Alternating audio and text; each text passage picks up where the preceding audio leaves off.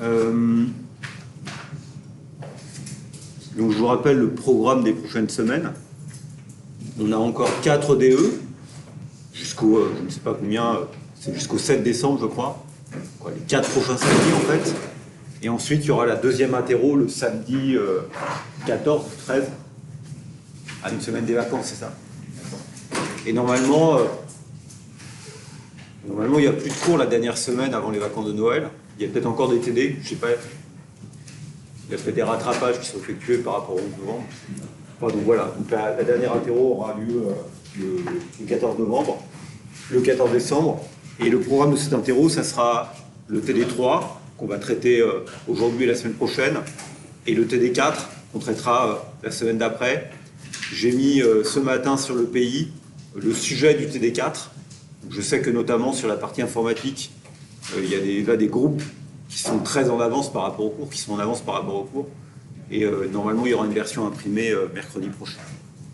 Voilà. Vous aurez les résultats du DE, je pense, en milieu de semaine prochaine, le temps qu'on réajuste. Les résultats n'étaient pas très bons au départ. Notamment, je pense qu'effectivement, vous avez peut-être été un peu troublé par... peut-être pas par les questions, parce que je pense que les questions étaient assez élémentaires. Et si vous regardez les exercices, ils n'étaient pas si compliqués que ça, mais vous avez peut-être été troublé après par les alternatives qui vous étaient proposées, qui ont eu tendance un peu à complexifier un sujet qui n'était pas. Mais le fait que les résultats ne soient pas très bons, ça peut aussi... peut-être on peut penser que l'interro a été mal calibré, c'est certainement le cas, mais on peut aussi penser que certains étudiants ne travaillent peut-être pas assez, quoi. C'est une vraie question. Donc, je vois l'assistance en DE, etc., c'est quand même une vraie question. Donc, moi, je ne me résous pas à ce que des étudiants sur des choses qui sont relativement simples, les résultats devraient être meilleurs. J'ai constaté quand même qu'il y avait déjà des étudiants qui, à l'interro, il y a des étudiants qui ont eu peut-être pas 20, mais j'ai vu qu'il y avait un 19,5 ou un 18, ou un 19,5 ou un 18,75. C'est quelqu'un qui a répondu parfaitement à toutes les questions, sauf une, d'accord ? Quelqu'un, il n'y en avait pas qu'un. Donc il y a quand même des étudiants qui ont parfaitement réussi malgré la difficulté. Je ne dis pas que tout le monde doit avoir 20, hein, c'est pas mon propos, mais ça montre non plus que ce n'était pas totalement infaisable, mais que simplement, ça exige un peu de la rigueur. C'est vrai que les alternatives n'étaient pas évidentes, donc je comprends aussi que ça peut poser un peu de difficulté. Donc normalement, vos résultats seront publiés en milieu de semaine prochaine. Voilà, donc j'y vais. Donc aujourd'hui, on a ce TD3 à traiter. Alors, on a un premier exercice qui porte sur les tendances un peu à long terme, les taux de croissance et la transformée logarithmique. Vous êtes dans ma division ou pas? Non? Donc, bon, voilà. Donc on a ce tableau que j'ai repris du livre de Piketty, ça commence à faire un peu vieux, le livre de Piketty en 2013, où on nous indique des résultats de taux de croissance, vous voyez, depuis l'année 0 jusqu'à l'année 2012. Vous avez d'un côté un taux de croissance de la production mondiale en rythme annuel.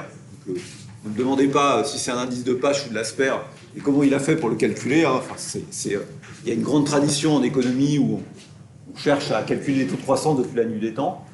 Donc il y a plein de choses là-dessus. Vous pouvez aller lire l'ouvrage de Piketty et ce sera très bien, et plein d'autres choses sur ce sujet-là.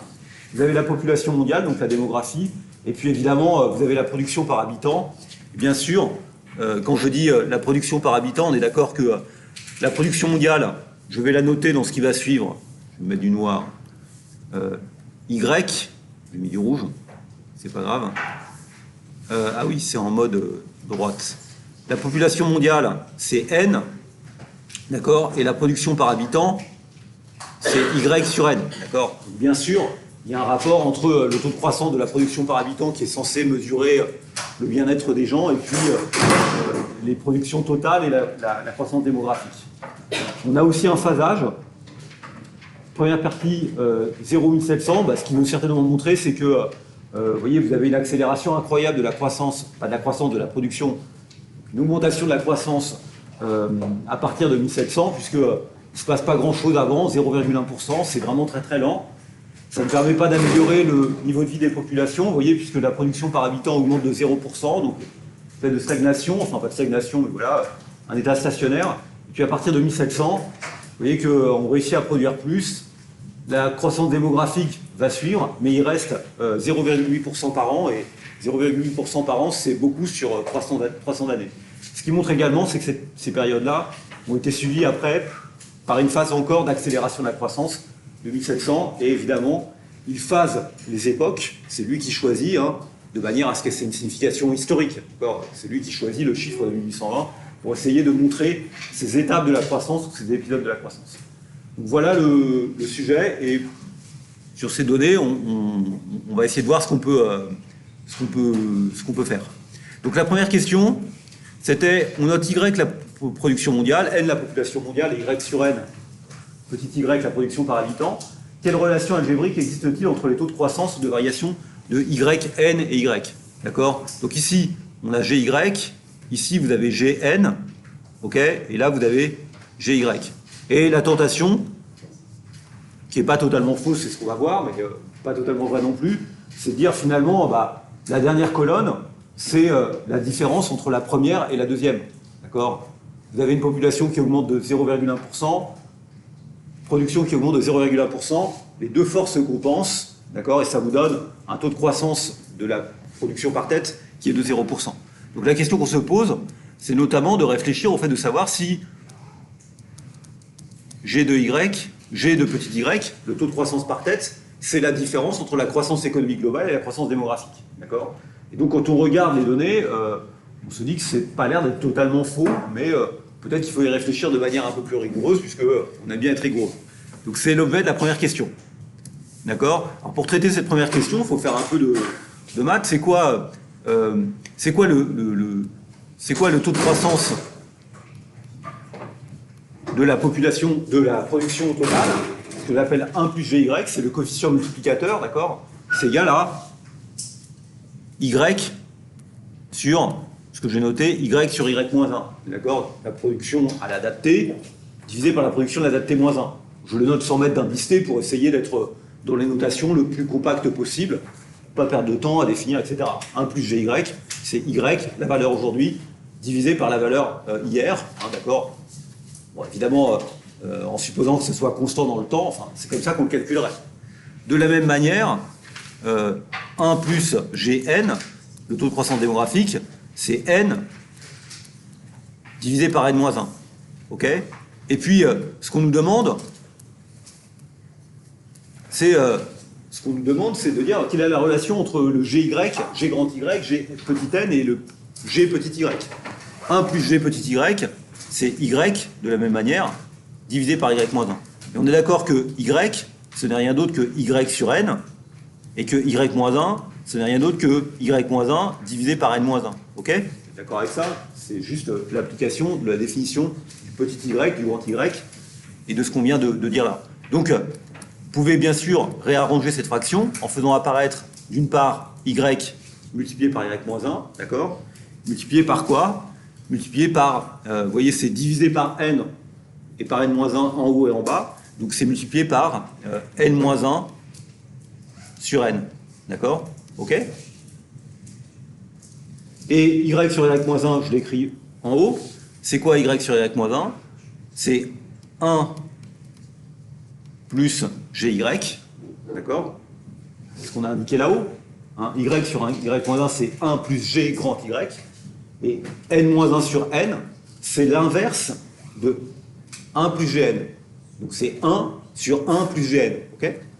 Donc, finalement, si j'aboutis à la formule suivante, 1 plus GY, ou plutôt, oh là, vous voyez, ça y est, je fais une petite erreur, dès le matin, et d'ailleurs je fais 2 erreurs, donc je vais le réécrire directement. C'est quoi la formule auquel j'aboutis? J'aboutis au fait que GY, c'est, vous regardez l'équation qui est au-dessus, vous avez GY, le moins 1, je le fais passer de l'autre côté, GY, c'est égal à 1 plus GY, divisé par 1 plus Gn, moins 1. Voilà. Et c'est ça, la relation. C'était la question. Quelle relation algébrique existe-t-il entre les taux de croissance de variation de Y, N et Y? Ben voilà, je l'ai encadré, c'est ça cette relation algébrique. Donc vous voyez bien sûr que c'est pas exactement la différence entre les deux, mais ce qu'on peut montrer, c'est faire ce qu'on appelle des développements limités, c'est que ce ratio, moins 1, d'accord, n'est pas très éloigné de GY moins GN. N'est pas très éloigné. Et c'est pas très éloigné lorsque les taux de croissance sont proches de 0. Lorsque les taux de croissance sont proches de 0. Lorsque les taux de croissance sont proches de 0, ce calcul un peu compliqué, enfin compliqué, je ne sais pas si c'est compliqué, bah voilà, c'est toujours la même chose, c'est des pourcentages. Les pourcentages, ça ne s'additionne pas, ça ne se soustrait pas, ça se divise en tant que coefficient multiplicateur, mais ce n'est pas non plus totalement faux de les soustraire ou de les additionner, dès lors qu'ils sont petits, d'accord? Et donc, cette quantité 1 plus GY sur 1 plus GN, moins 1, n'est pas très éloignée de G de Y moins G de N. Donc, la question qu'on se posait au départ, à savoir, est-ce que G petit y est à peu près égal à la différence entre les deux? Est-ce que la croissance par tête, c'est la différence entre la croissance totale moins la croissance des têtes? D'accord? Eh bien, c'est approximativement vrai dès lors que les taux de croissance sont relativement faibles. Dès lors que les taux de croissance sont relativement faibles. Donc ici, qu'est-ce que c'est un taux de croissance relativement faible? 1%, 2%, c'est relativement faible. Vous pouvez vous-même calculer la véracité de cette approximation. Donc c'était la première question, commencer par un petit peu de calcul. Donc on comprend après pourquoi dans le tableau on avait ce résultat-là. Question suivante. Alors, dans la question suivante, on nous demande on nous demande le niveau de production par habitant et mesuré en base 100 1700. Utilisez les données du tableau pour compléter le tableau suivant.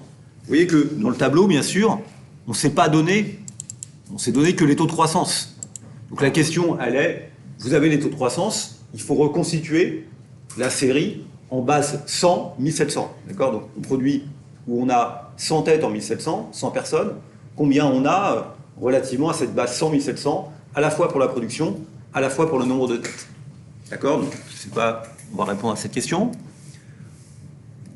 Donc, on est d'accord, là, c'est pour la production par habitant. Donc, ce que l'on doit regarder, ce qui va nous être utile, c'est cette colonne, d'accord? C'est cette colonne. Les autres, en fait, on ne va plus vraiment s'en servir. Donc, on sait qu'entre 0 et 1700, ça a augmenté de 0% en moyenne. Donc, en moyenne, c'est un taux de variation annuel moyen, en fait. Hein. Enfin, je ne sais pas s'il en est à mesurer année après ce qui se passe entre 704 et 705. Hein. Il n'a pas de données trimestrielles non plus. Donc, voilà, c'est ce qu'il dit, c'est 0,0. Moi, je le prends au mot, et on regarde un peu ce qui peut se passer après, par rapport à ça, et après, ça sera... Alors, donc, question, c'est comment on fait? Bah, la base 100, elle est là. Ok, donc c'est la première chose à dire. Dans ce tableau, 1700, c'est 100. Bien sûr, la base 100, c'est quoi? Rappelez-vous la formule de l'indice élémentaire. L'indice élémentaire de la date T par rapport à 1700, c'est quoi? C'est la production par tête à la date T, divisé par la production par tête en 1700, multiplié par 100. Alors vous allez me dire, on n'a pas la production par tête en 1700, mais en fait, en mettant la base 100 1700, d'accord, on peut reconstituer la valeur, les valeurs de l'indice pour les autres. Donc c'est quoi cet indice IT 1700? Par exemple ici, c'est quoi I0 1700? Ou je ne sais pas, on peut presque appeler ça Y0, parce qu'on ne sait pas très bien ce que c'est l'unité monétaire de la production mondiale, ou l'unité de la production mondiale en 1700, ça n'a pas de sens. On dit ça vaut 100. 100 millions, 100 milliards, je ne sais pas, 100. Donc on a vu que le taux de croissance entre 0 et 1700, d'accord, en moyenne, il est de 0,0%. Donc entre les deux, il y a 1700 années, mais attention, c'est 1700 années avant. Donc bien sûr, on remonte le temps en sens inverse. Donc pour obtenir la production en zéro en connaissant la production en 1700, il suffit de prendre la production en 1700, qui en l'occurrence ici vaut 100, c'est la base, d'accord, et le multiplier par 1 plus le taux de croissance, à la puissance moins le nombre d'années. 1700 années ici. Bon, comme ça vaut 0, on peut faire 1 à la puissance 1700, ça fait toujours 1. Donc on est d'accord que comme il n'y a pas eu de croissance entre les deux, ça commence assez facilement. S'il n'y a eu aucune croissance, vous voyez que le résultat de ce calcul, bien sûr c'est 100, puisque vous avez beau mettre 0,0, on n'a pas de précision sur le nombre de chiffres après la virgule. Donc on fait comme si on n'avait pas. Ok, à la puissance moins 1700, ça fait 100, et ça reste 100. Donc ça, c'est relativement facile. Maintenant, on nous demande quelle est la production en 1820. Donc pour faire la production en 1820, qu'est-ce que vous faites? Vous prenez le taux de croissance moyen entre 1700 et 1820. Si on nous l'a donné, donc si on nous le donne en 1820, c'est parce qu'on l'a, d'accord? Si vous allez regarder sur le tableau, moi je l'ai devant les yeux là sur un autre ordinateur, mais je ne l'ai pas remis ici. Le taux de croissance, il a été de 0,1%. Donc là, vous mettez 0,1% et vous le mettez à la puissance combien? Il y a combien d'années entre 1700 et 1820? Il y a 120 variations, donc il faut le mettre à la puissance 120. Ok? Et vous le multipliez par 100, puisque la production en 1700 était de 100. Donc, si vous faites ce calcul, alors attention, hein, quand vous faites ça, bien noter que 0,01, ça fait, sur votre calculatrice, c'est ça qu'il faut mettre. Hein. C'est 0,001, d'accord? Puisque c'est 0,1%. On se dit c'est pas grand-chose, d'accord? Mais si vous faites sur votre calculatrice, prenez 1,001 et vous mettez puissance 120, et vous allez trouver un certain résultat. Vous l'avez ce résultat? Vous avez trouvé?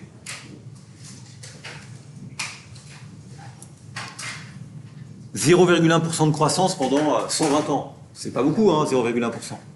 Et ça fait passer la production de 100 à... Moi, j'ai noté... ouais, alors, moi, je sais pas, j'ai 113,74. Alors, vous avez fait 0,01? Bon.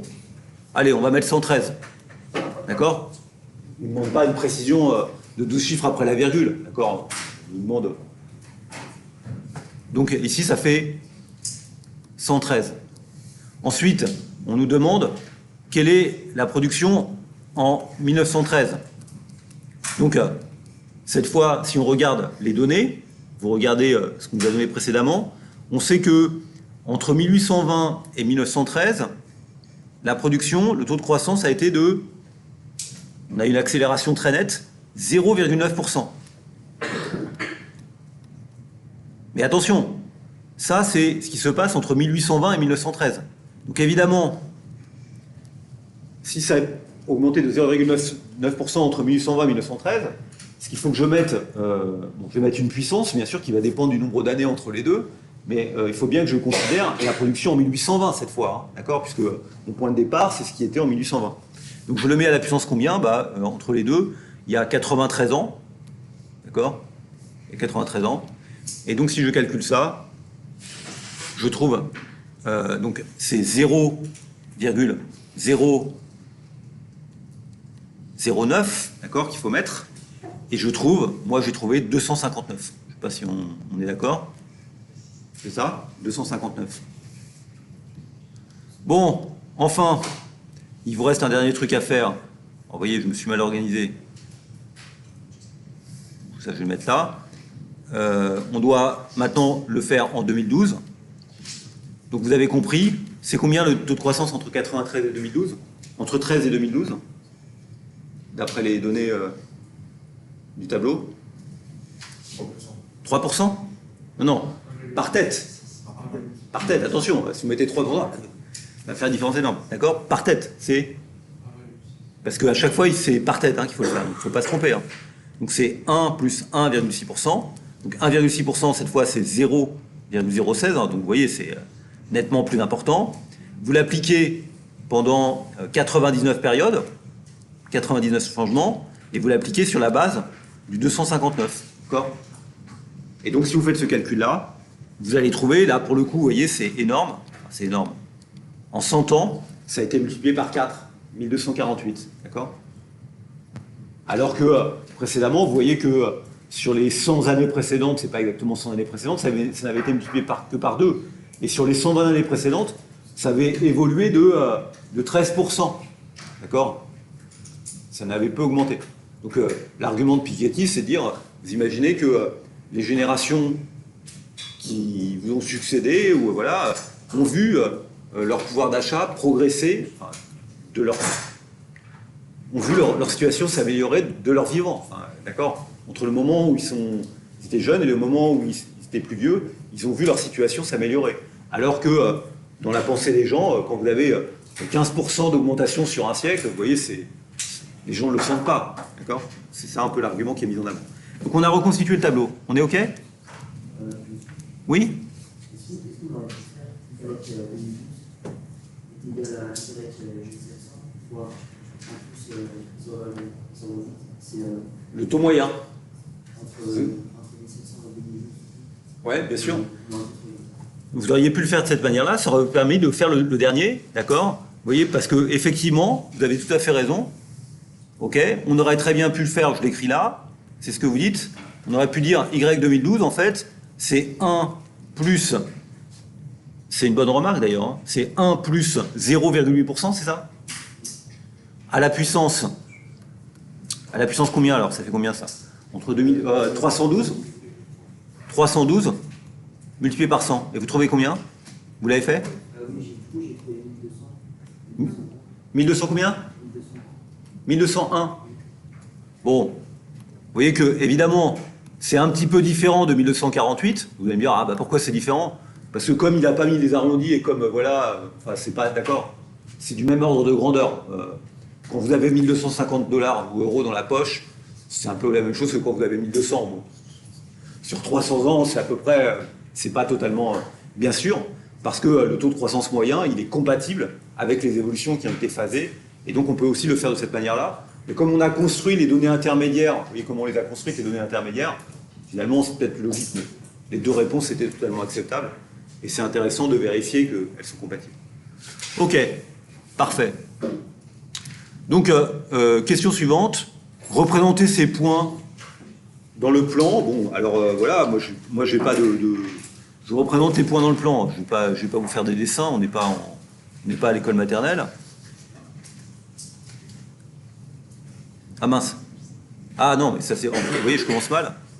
Ok.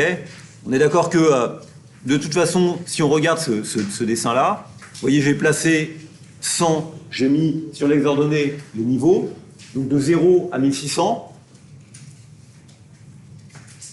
Puisque je sais que j'ai un truc qui est supérieur, bon, voilà, j'ai fait 0 à 1600, j'ai placé les différents points et je les ai mis en avant, d'accord ? Donc peut-être que c'est pas bête, sur ce dessin-là, de réfléchir, je trouve que, voilà, c'est en plus, avec mes techniques, là, c'est pas bête, peut-être de réfléchir un peu à se dire, tiens, de les lier par des droites, ok ? En sachant que là, je ne l'ai pas représenté, mais évidemment, j'ai oublié de représenter le premier. Ok, c'est 100, puisque là, il y a une stagnation.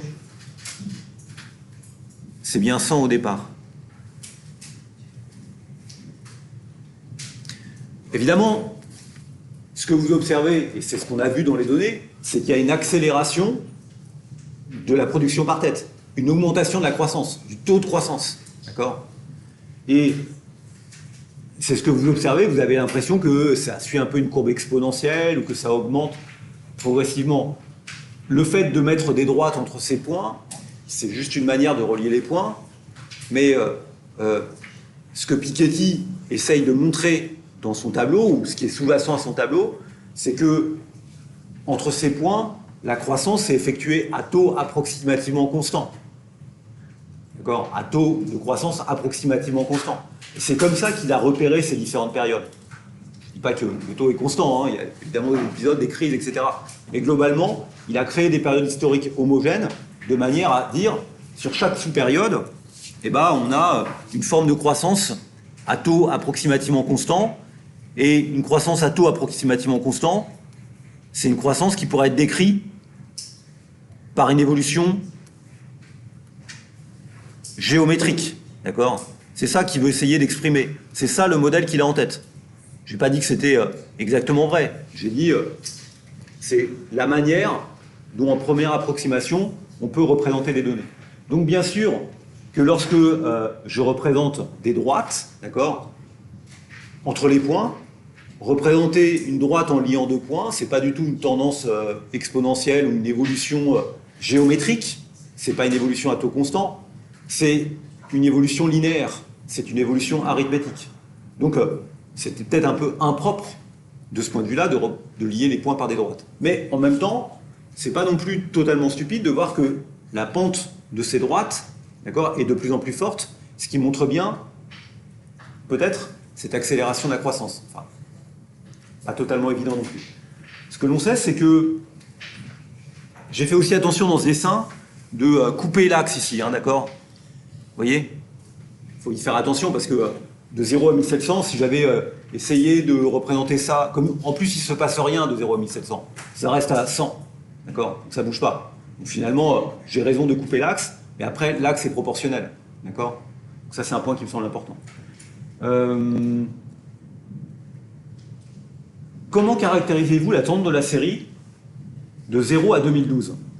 Donc de 0 à 2012, qu'est-ce qu'on pourrait dire? Est-ce que cette tendance, c'est une tendance, on nous propose des possibilités linéaires, exponentielles, logarithmiques ou autres? D'accord? Donc voilà ce qu'on nous demande. On nous dit comment vous pourriez caractériser cette tendance? Qu'est-ce que vous diriez comme ça en première approximation ou en regardant le dessin? Vous diriez quoi?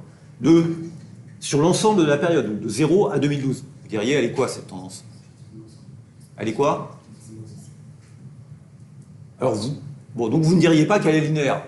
Éliminons les alternatives. Vous diriez qu'elle est exponentielle. Pourquoi? Pourquoi? C'est quoi une tendance exponentielle dans le fond? C'est quoi une tendance exponentielle?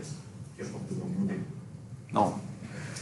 Oui. Enfin, oui, vous avez raison. C'est un peu comme si je vous demandais, mais c'est quoi un cheval? Et vous me répondiez, je sais pas, c'est un animal à 4 pattes. Ok.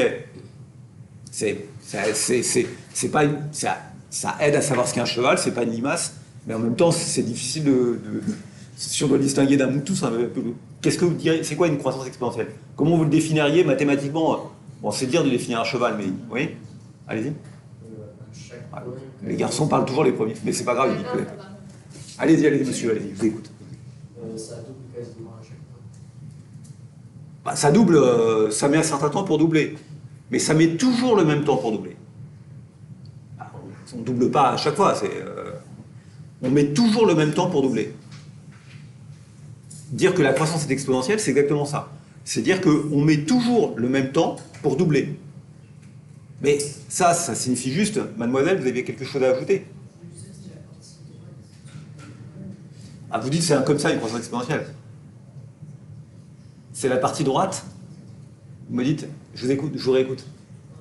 Ah d'accord, ok, bon, je ne suis pas été très bon. La croissance exponentielle, c'est une croissance, si on met tout le temps le même temps pour doubler, c'est parce que la croissance s'effectue à taux constant. Donc la réponse était, une croissance exponentielle, c'est une croissance qui s'effectue approximativement à taux constant. Regardez d'ailleurs, vous me dites, on met le même temps pour doubler. Et ben, combien de temps on met pour doubler? Doubler, c'est multiplier une variable par 2, d'accord? C'est multiplié par une variable par 2, d'accord? C'est ça, un doublé. Donc, si vous avez une croissance qui se fait à taux constant, elle se fait au taux g, et elle va mettre grand T période pour doubler. 1 plus g à la puissance t est égal à 2. Ok? Combien vaut t? Bah, vous prenez le log des deux côtés. Log de 1 plus g à la puissance t doit être égal au log de 2. Et à quoi est égal log de 1 plus g à la puissance t? Le log de 1 plus de x à la puissance quelque chose. C'est égal à t log de 1 plus g. Et ça doit être égal à log de 2. Donc combien de temps ça met pour doubler? Ça met log de 1 plus g, où g est le taux de croissance, divisé par log de 2. Par rapport à votre remarque, en disant, ça met le même temps pour doubler. Ouais. Dès que vous avez une croissance qui est à taux constant,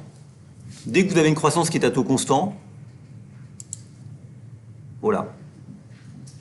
Là, j'ai fait exploser le truc. Ah oui, je l'ai fait doublement exploser. Je suis même sorti du logiciel. Donc je le relance. Open board, il est où?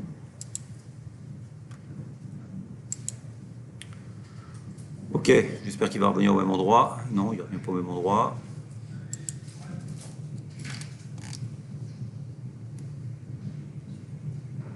C'est ça, c'est nous ça. À 9h31. Ah non, il est pas content. Ok. On en était où? On était là, oui. Ouais, si, il a sauvegardé automatiquement. D'accord? Donc ce que je disais, c'est que effectivement, une croissance exponentielle, c'est une croissance où on met le même temps pour doubler. Mais c'est une croissance à taux constant. C'est une croissance à taux constant. C'est ça la croissance exponentielle. C'est dire, ça a augmenté de 1% pendant 1700 ans ou machin. D'accord? Donc, moi, je veux bien que vous me disiez que c'est une croissance exponentielle en me disant, ça a cette forme-là, c'est exponentiel, ça augmente beaucoup, ça augmente très vite, je sais pas. Mais le discours de Piketty, c'est de nous expliquer que depuis l'année 0, la croissance, elle s'effectue à taux croissant. Elle était de 0% de 0 à 1700, de 0,1% ensuite, de 0,9 et de 1,6%. Donc, la croissance, elle est plus qu'exponentielle. Une croissance exponentielle, ce sera une croissance qui s'effectue à taux constant. Ici, le discours du tableau, c'est de dire, mais non, cette croissance, elle s'accélère. C'est pas la croissance qui s'accélère, c'est la production. Elle s'effectue à taux croissant. 0%, 0,1%, 0,6%, 1,6%. Et donc, le mouvement que vous décelez comme étant, bah oui, vous allez dire, bah oui, c'est exponentiel, c'est peut-être une question un peu piège, c'est pour ça que je l'ai posée, d'accord? C'est dire, mais non, cette croissance, elle est plus qu'exponentielle, d'accord? Donc, à la question, est-ce que c'est une croissance exponentielle? Bah, la réponse, c'est non, parce que ce que nous montre le tableau, c'est qu'elle ne s'est pas faite à taux constant. Il y a eu des passages, des périodes, d'accord? Donc, c'est un petit peu ce que je veux dire, un peu un argument. Donc, voilà.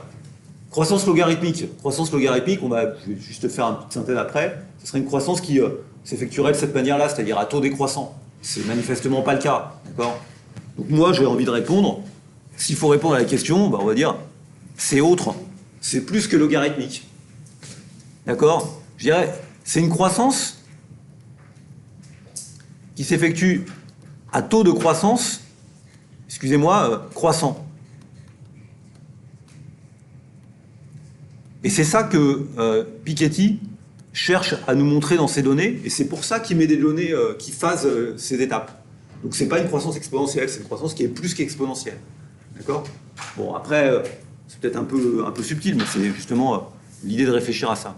J'avais fait juste un truc comme ça en disant finalement c'est quoi les différences entre les deux.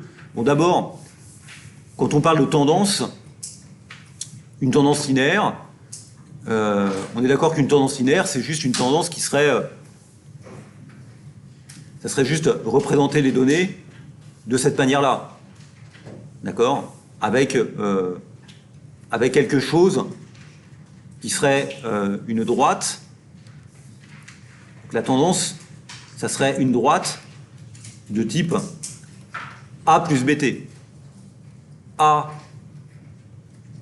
ici c'est le temps, d'accord? Donc le temps, il va de 0 à 2012. Enfin bon, après, si dans l'exercice tel qu'il est, d'accord? Donc une tendance linéaire, c'est cette forme-là.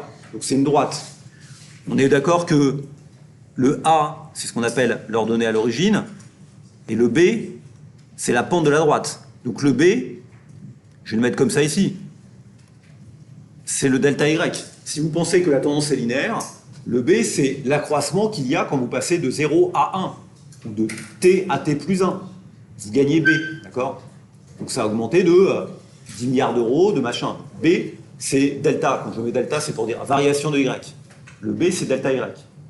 Ok? Une tendance exponentielle. Bah, le problème, c'est que c'est facile de tracer une droite. D'ailleurs, vous l'avez vu, je l'ai fait avec mon truc automatique. C'est plus difficile de tracer une courbe exponentielle. Ok? C'est la raison pour laquelle on a inventé les échelles logarithmiques. Je vais vous en parler après. Croissance exponentielle, c'est comme ça. Mais est-ce que c'est comme ça? Enfin, c'est... Ok, c'est comme ça, mais c'est pas très net, d'accord? Une croissance... Alors, j'essaye quand même... Il n'y a pas de moyen de la représenter, je ne suis pas meilleur qu'un autre pour le faire. Hein. En tout cas, ce qui est sûr, c'est qu'elle a cette caractéristique d'augmenter comme ça, d'accord, d'avoir cette forme-là. C'est quoi l'équation?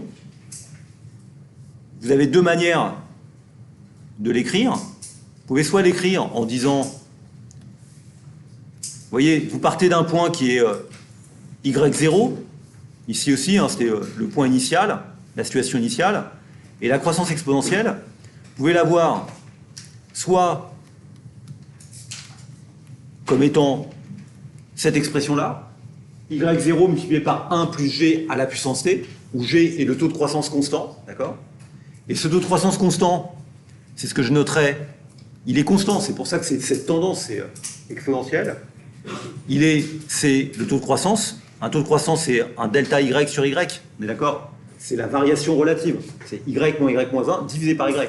Alors que le b, il était delta y. Et puis vous allez me dire, bah, pourquoi on l'appelle exponentielle? C'est une évolution géométrique, hein, alors que l'autre est une évolution arithmétique. Parce que ceci, et j'ai fait des développements là-dessus, vous pouvez montrer que c'est pas très éloigné,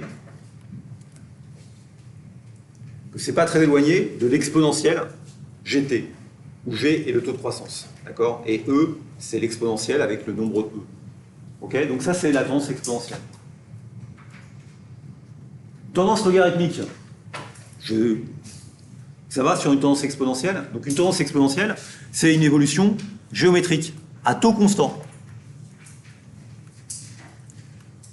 Une tendance linéaire, c'est une évolution arithmétique.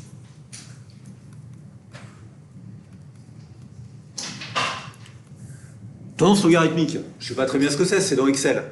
Mais comment on décrit une tendance? Qu'est-ce qu'on veut dire par tendance logarithmique? Ce serait un truc qui serait comme ça, d'accord? Je ne mets pas en rouge, trompé, d'accord? Qui serait sous la forme log de A plus BT. Donc quelque chose qui augmenterait à taux de croissance décroissant.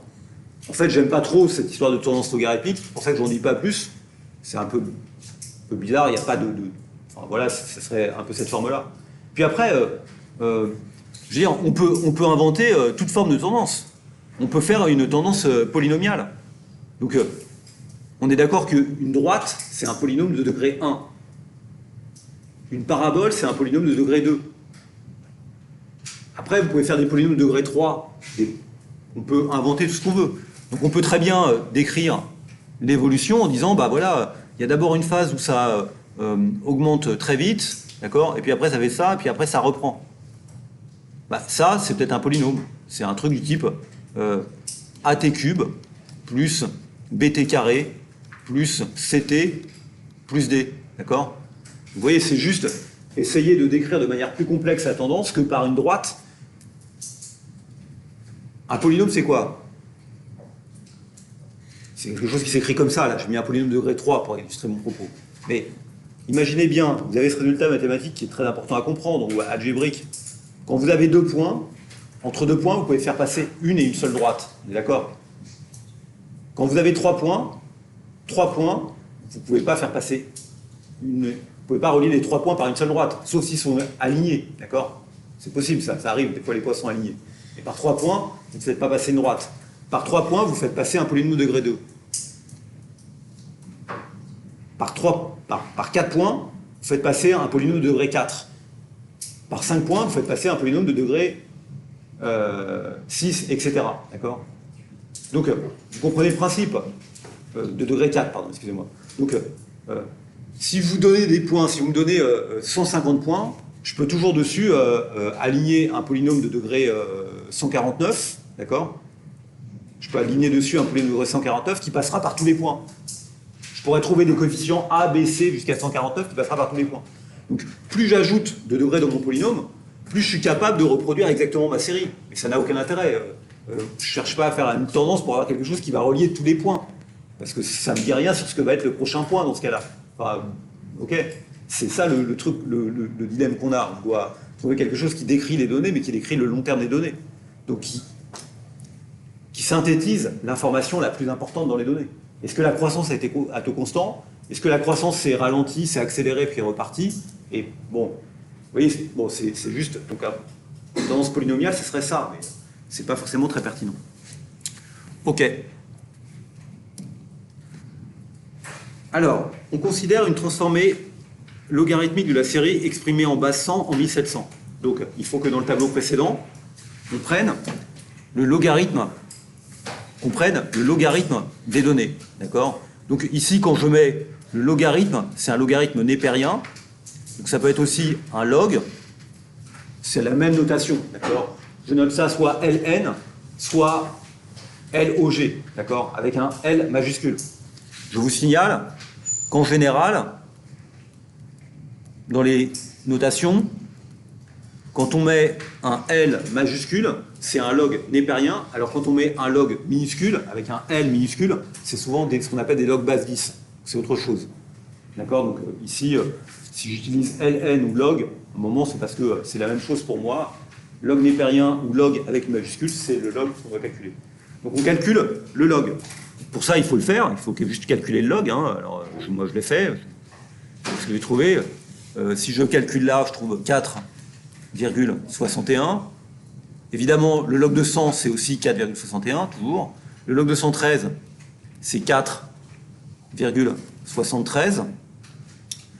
Le log de 259, c'est 5,56. Et le log de 1249, c'est 7,19. Je l'ai juste fait sur Excel. Ok? Je l'ai juste fait sur l'Excel en utilisant la fonction log. Vous pouvez le faire sur votre calculatrice. Donc la question n'est pas... voilà.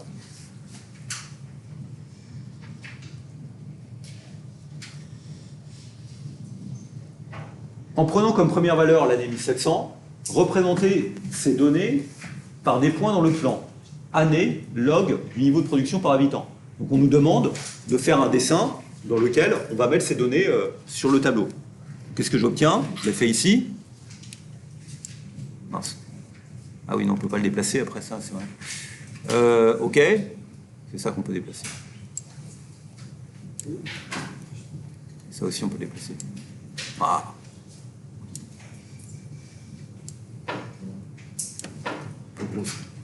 Bon, d'accord, donc j'obtiens ce truc-là, ok, avec 4,61, etc. Et donc j'obtiens ces différentes données. Pourquoi on a fait ça? D'accord, donc j'ai mis... ça, c'est 1700, 1820, 1913, 2012. Bon, de toute façon, c'est indiqué en bas. On a bien repéré ces différents points. Donc on a représenté, cette fois, dans une échelle, dans un truc, on a représenté les logs. Pourquoi utilise-t-on les logs? On nous pose la question, donc là on a répondu à la question, mais c'est surtout, on nous dit, en termes de niveau de production, ici, que signifie une augmentation de 1 du log de Y? Vous voyez que le log de Y, entre 1700 et 1820, il a augmenté de 0,12. D'accord? Et la question qu'on pose, c'est pourquoi on utilise les logs? En termes de niveau de production par habitant, que signifie l'augmentation de 1 du log de Y? Qu'est-ce que ça veut dire?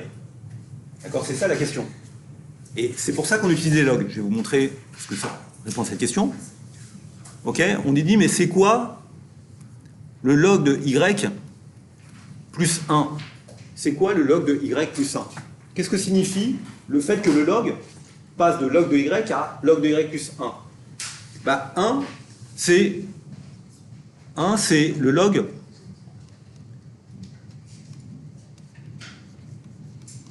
c'est le log d'un nombre qui est le nombre qu'on appelle E. E. D'accord? Et ce nombre E, il vaut à peu près 2,78. D'accord? C'est ça le log népérien. C'est le nombre de Neper. E. Donc, log de 1, il se trouve que log de 1, c'est égal à E. 1, oula, c'est horrible ce que je dis. 1, c'est le log de E, d'accord? Ok? Donc, log de Y plus 1, c'est égal à log de Y plus log de E. Et vous savez qu'il y a une propriété très importante du log, c'est log de A plus log de B, c'est égal au log de AB. Et donc, log de Y plus log de E, c'est égal au log de E multiplié par Y. Ça veut dire quoi? Ça veut dire que quand le log augmente de 1, la variable est multipliée par 2,68. Donc à chaque fois que le log augmente de 1, d'accord, la variable est multipliée par 2,68.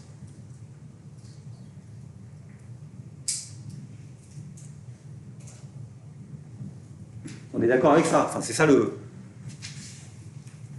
une manière un peu équivalente de le dire.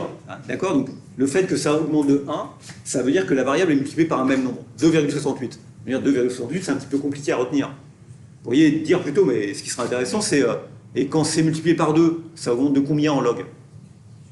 Ça, c'est une meilleure question. Parce que multiplié par 2,68, c'est un peu compliqué. Pourquoi 2,68?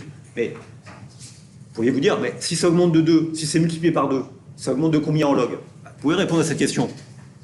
Ça augmente de 2. C'est combien le log de 2y? Le log de 2y, c'est égal au log de 2y, au log de y, plus au log de 2. Combien vaut le log de 2? Le log de 2, c'est 0,69. Calculez-le sur votre calculette. Donc ça veut dire que on est d'accord qu'à chaque fois que le niveau par tête est multiplié par 2, son log augmente de 0,69. Donc vous avez compris que ce qui est intéressant avec le log, c'est que quelque chose qui est une augmentation, une multiplication par 2, un doublement, d'accord, se traduit par une augmentation toujours constante du log, plus 0,69.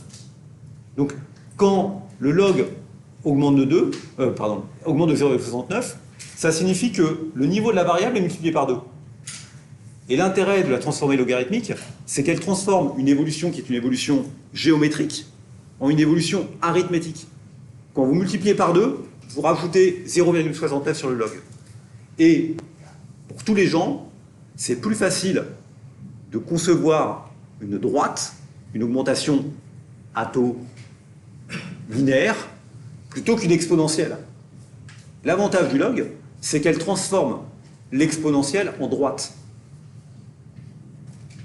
D'accord? Parce que là où l'exponentielle dit on multiplie par 2, le log dit j'ajoute 0,69.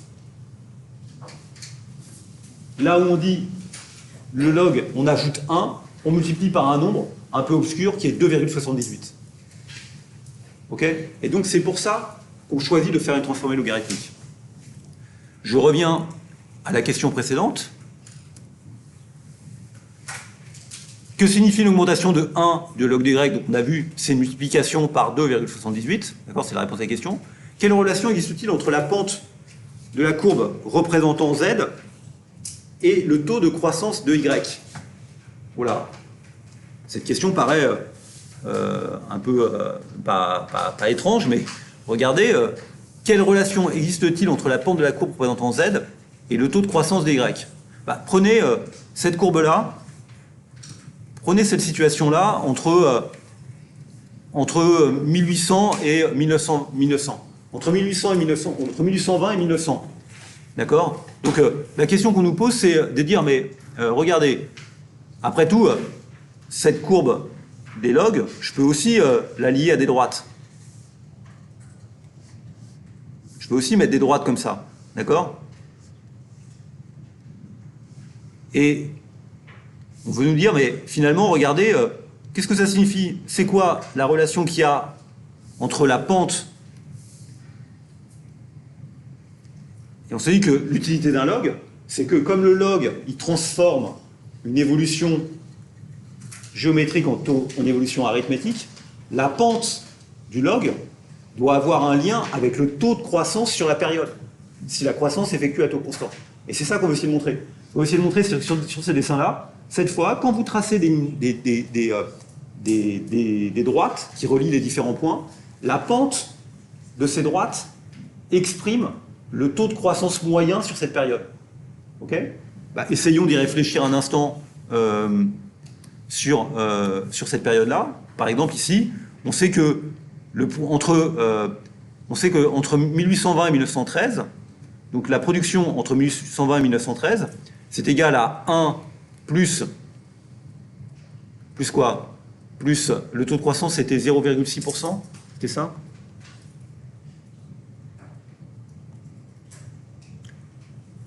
Ouais. Plus 0,6% à la puissance t moins 1820 multiplié par y 1820, d'accord? C'est ça qu'on a. Entre 1820 et 1913, pour t allant de 1820 à 1913, vous avez cette relation. D'accord? Puisque le taux de croissance est de 0,6%, et donc, approximativement, si la croissance est à taux constant, la production entre 1820 et 1913 elle peut s'écrire, YT peut s'écrire comme 1 plus 0,6 à la puissance T moins 1820, le nombre d'années qui nous sépare de 1820, multiplié par la production de 1820. D'accord? Vous êtes d'accord avec ça? Ça, c'est ce qui se passe sur le niveau. Maintenant, vous allez prendre le log. Donc vous allez faire, c'est quoi le log de YT? Le log de YT, c'est le log de cette formule un peu compliquée, là, 1 plus 0,6% multiplié à la puissance T moins 1820, multiplié par 1820. OK? Ensuite, vous allez utiliser cette propriété qui me dit que le log de AB, c'est égal au log de A plus log de B. D'accord? Donc on peut séparer ça. Vous voyez que je peux séparer ça en disant ça c'est le log de 1 plus 0,6% à la puissance T moins 1820 plus le log de Y 1820. D'accord? Ensuite, vous avez une autre propriété qui me dit que le log de A à la puissance B, c'est égal au B log de A. C'est la même propriété que celle qui est au-dessus, simplement elle est exprimée en termes de puissance. D'accord? Donc si vous faites le log de 4, c'est 2 fois log de 2. Si vous faites le log de 8, d'accord, c'est 3 fois log de 2. Parce que 8, c'est 2 à la puissance 3. C'est 2 à la puissance 3. D'accord? Etc. Mais c'est évidemment l'illustration de la même. Donc ça veut dire que, vous voyez que ce premier terme, qui est log de 1 plus 0,6% t à la puissance moins 1820, je peux aussi l'écrire comme étant, c'est égal à t moins 1820 multiplié par le log de 1 plus 0,6% plus le log de y 1820. Vous êtes d'accord? Ça, c'est quoi? C'est juste l'équation d'une droite.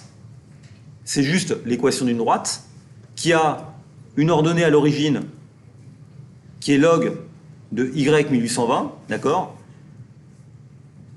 Qui évolue linéairement avec le temps. Et vous voyez que le log de 1 plus 0,6, c'est tout simplement la pente de la droite. Donc à la question que je me suis posée, quelle est la pente de la droite, là, du segment? En fait, c'est pas une droite, mais c'est un segment qui est entre 1820 et 1913, que j'ai mis là, le secteur, là, l'angle, d'accord? C'est quoi cette pente? De combien ça augmente? Ce que je vois sur mon schéma, c'est que c'est une évolution linéaire, et cette pente-là, c'est ça. C'est log de 1 plus 0,06. Log de 1,0006. Et vous voyez qu'il y a une propriété qui est très importante, qui est que le log de 1 plus x n'est pas très éloigné de x lorsque x est proche de 0. Vérifiez-le sur votre calculette, on va le vérifier sur le fichier Excel après. Donc, le log de 1,006, d'accord? Et bien ceci, c'est pas très loin de 0,06, d'accord? Donc, le log de 1 plus g, qui est le taux de croissance, n'est pas très éloigné. Quand je mets une petite nouille et que je mets un 0 au-dessus, c'est pour dire c'est pas très éloigné de la valeur lorsque la valeur est proche de 0. Le log de 1 plus g, approximativement, c'est à peu près égal à g lorsque g est proche de 0. Et plus vous éloignez de 0, moins c'est vrai, bien sûr. Sinon, on n'aurait pas inventé les logs. OK? Donc, la pente de chacun. Donc, la pente ici que vous avez, cette pente-là, c'est 0,06. Celle-là, ça sera, je crois que c'était combien? 1,6%. D'accord? Donc, ça sera 1,6%. Et puis celle-là, c'est la pente là, celle-là, alors celle-là, la toute petite là, c'est 0,1%. OK?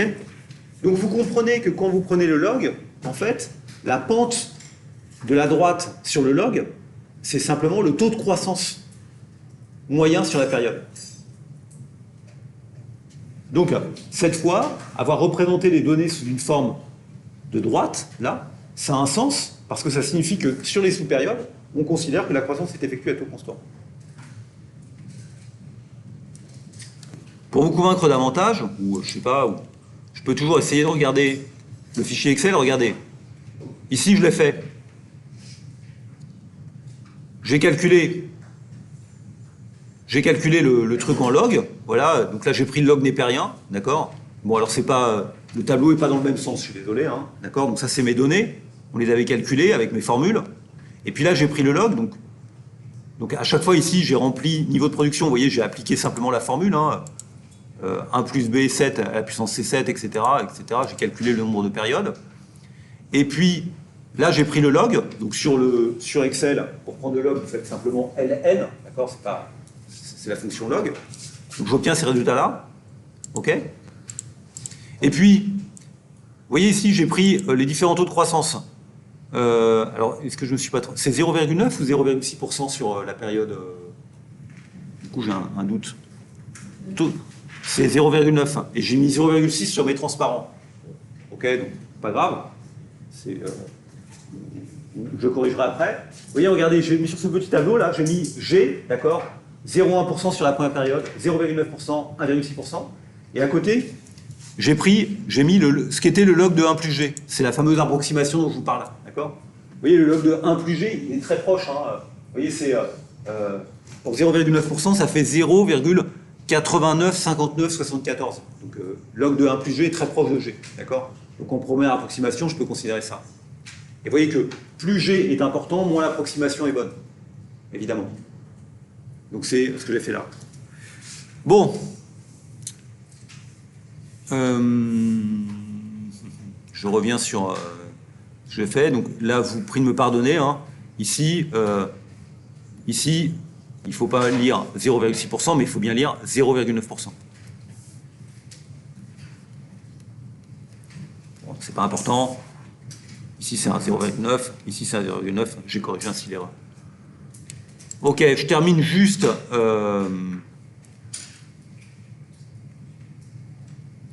Maintenant, j'ai terminé maintenant sur cette notion d'échelle logarithmique.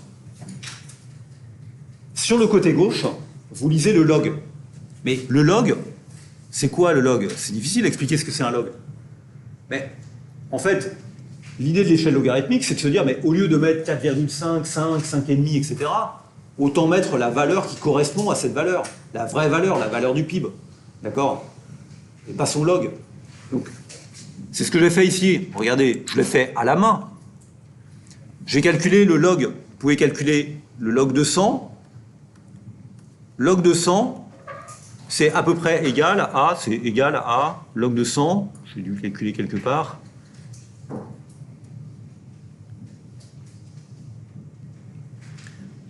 Log de 100, c'est 4,6.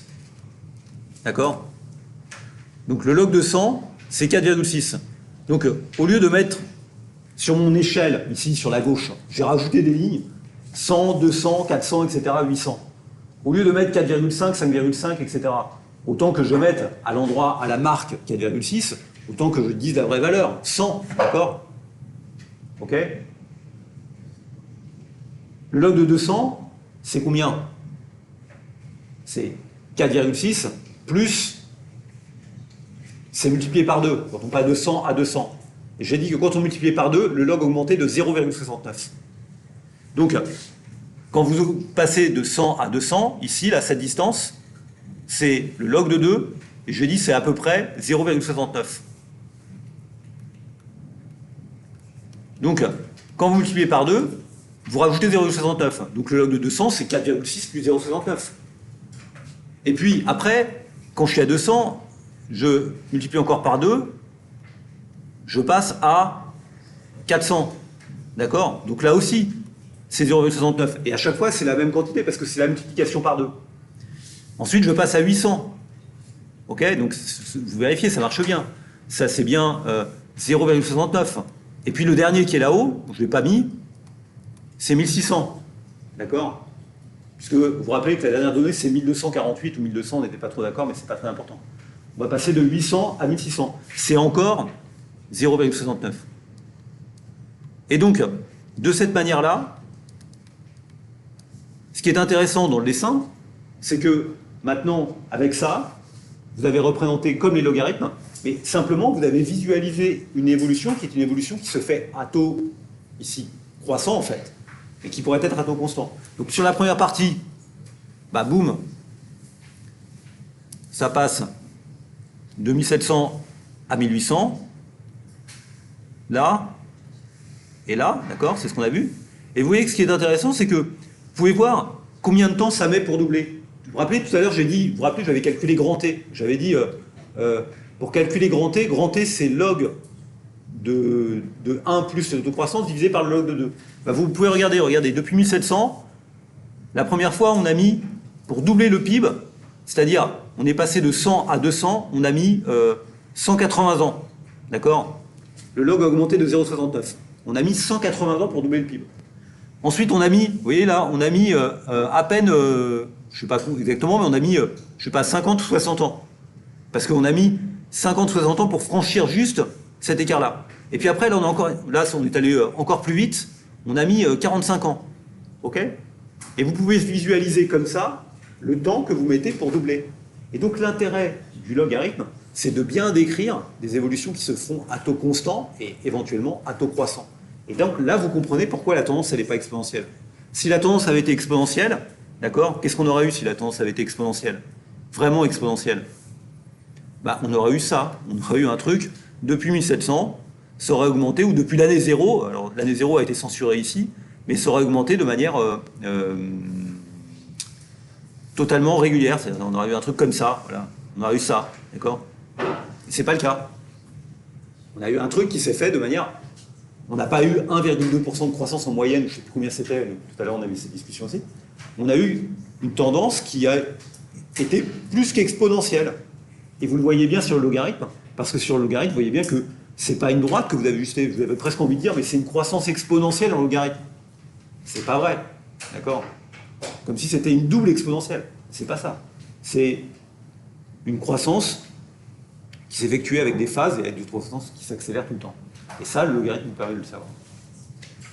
Donc voilà, on va faire une pause, parce que j'ai beaucoup parlé, finalement. Ok, on fait une petite pause. On se retrouve dans 5 minutes.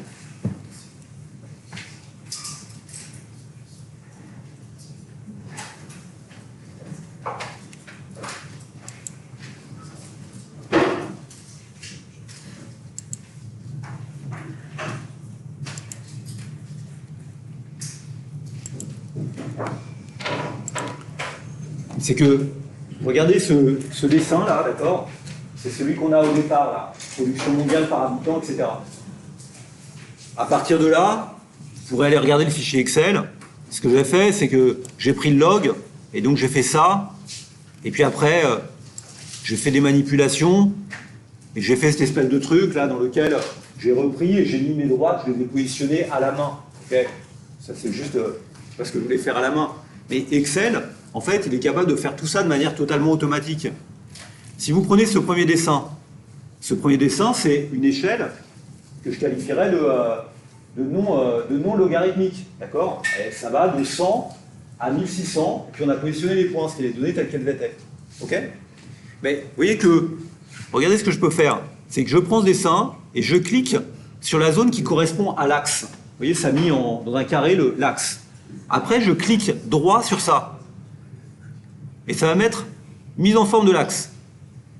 Je vais à mise en forme de l'axe.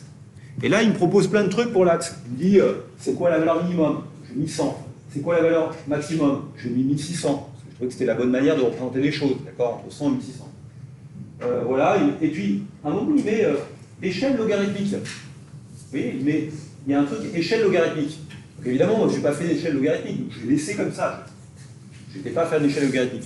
Mais imaginez que je mette une échelle logarithmique et que je veux refaire le dessin tel que je le fais. Je dis très bien, on va faire une échelle logarithmique. Et là, il me dit, mais c'est quoi la base? La base, c'est le truc justement, c'est mettre l'écran pour dire on va multiplier par 2, par 4, par 10, par machin.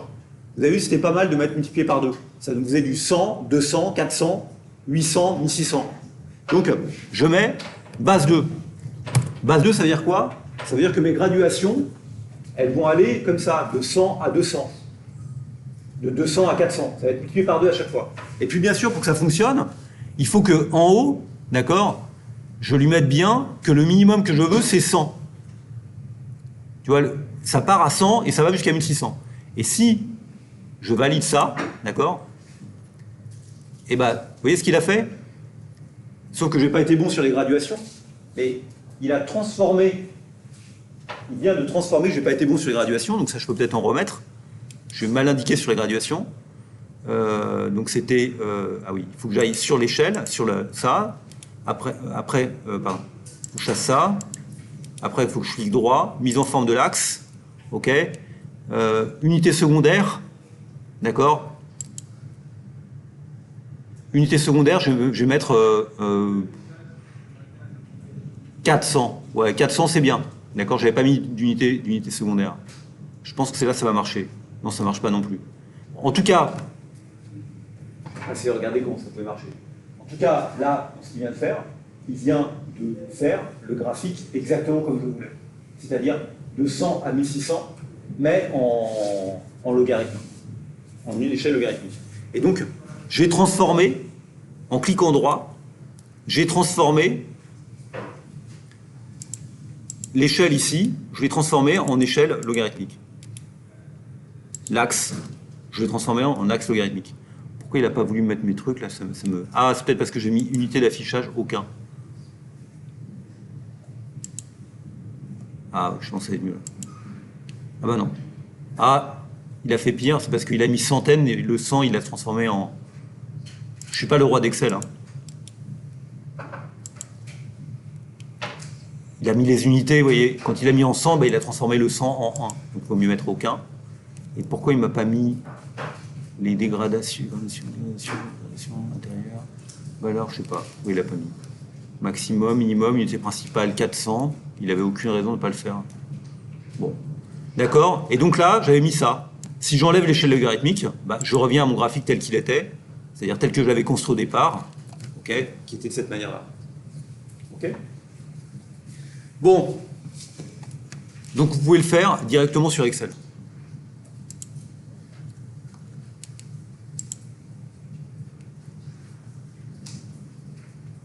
Ok, donc ça c'est une question, justement, c'était juste la question de dire, considérez le graphique de la question précédente, donc en échelle logarithmique, à partir de 1700, quelle forme prend alors la tendance?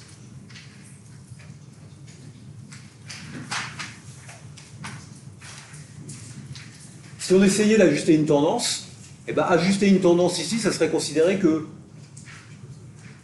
la croissance s'effectue à taux constant de 1700 à 2000. Et donc ça serait ajuster la droite noire, d'accord? Ça serait se faire passer une tendance au milieu de tout ça, une tendance linéaire au milieu de tout ça. Si vous prenez une tendance linéaire.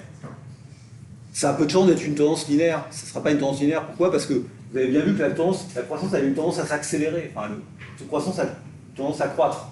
Donc ça ne peut pas être une tendance, linéaire. Si vous mettez une tendance linéaire, vous allez surestimer le niveau de production les premières années et le sous-estimer à la fin, parce que vous ne tenez pas compte du tempo de la croissance qui s'est modifié dans l'intervalle. Ça ne peut pas non plus être une croissance exponentielle, parce que si on avait un logarithme pour lequel vous auriez une croissance exponentielle, ça ferait une croissance exponentielle de... ça serait une croissance exponentielle, je ne me suis pas réenregistré. Ah si. Ça ferait une croissance exponentielle d'exponentielle. Donc, c'est difficile d'envisager que vous ayez une exponentielle d'exponentielle. D'accord? L'exponentielle d'exponentielle, ça ferait un truc. Vous aurez l'exponentielle de GT, et puis on ferait l'exponentielle de GT. On peut toujours en rajouter, mais ça n'a pas de sens. D'accord? Logarithmique, bah, c'est pas non plus ce qu'on observe. On observe simplement qu'il y a une croissance, comme tout à l'heure, c'est la même conclusion, qui s'effectue à taux approximativement constant, en tout cas c'est ce qu'on lit dans le tableau, mais qu'elle est avec un taux de croissance qui est de plus en plus élevé. Maintenant, comment on peut approximer? On nous demande d'approximer le niveau de production en 1990. Donc, comment vous pouvez faire pour approximer le niveau de production en 1990? Je vais le faire ici. Ok, c'est quoi le niveau de production en 1990? La manière simple de le faire, c'est de prendre le niveau de production en 1820, de considérer la croissance qu'il y a entre 1880... En 1900, Ah, en 1990, d'accord. C'est donc là, c'est là. Excusez-moi, du coup, je me suis trompé. C'est pas en 1820 qu'il faut que je le prenne, décidément. Donc c'est Y 1990. 1990 est ici, d'accord. Donc comment vous allez faire pour faire cette approximation? Simplement, vous savez que le point 1990, il est sur cette droite, d'accord. Vous allez considérer que la croissance entre 1900 et 2000 est de l'ordre de 1,6% par an, d'accord. Donc, ce que vous allez faire, c'est que vous allez juste prendre la production en 1900, vous allez lui ajouter 1,6% de croissance pendant 90 ans, d'accord, et vous trouvez un certain résultat. Ok. Et ce que je fais en faisant cette opération, pourquoi c'est un rapport avec mon logarithme? Parce que ce que je fais en faisant cette opération, c'est que simplement, je me positionne sur cette droite, à cet endroit-là. D'accord. C'est exactement la même chose que de chercher un point sur cette droite. Puisque en log, encore une fois, l'évolution exponentielle à taux constant se transforme en évolution linéaire. Donc on trouve un certain nombre. J'ai trouvé combien en fait, je ne l'ai pas fait parce que je l'ai fait pour 1900. Je ne sais pas pourquoi je ne l'ai pas fait pour 1990. C'est marqué 1900. C'est 1990 ou 1900? Ah oui, c'est 1990. Je ne sais pas pourquoi je ne l'ai pas fait. Donc on trouve un certain nombre. Ou de manière alternative, on aurait très bien pu prendre le niveau en 2012, d'accord, et puis le faire en sens inverse. Et cette fois, vous voyez qu'entre 90 et 2012, il y a 22 années. Donc, cette fois, ce qu'il faut, c'est le mettre, non pas à la puissance 90, mais il faut le mettre à la puissance moins 22. Et vous allez trouver, bien sûr, le même résultat. Donc, combien je trouve? J'ai dû le faire quand même sur le fichier Excel, je pense. On peut le faire sur le fichier Excel. Non, je ne l'ai pas fait. 1990. Je l'ai fait pour 2000, mais je ne l'ai pas fait pour 1990.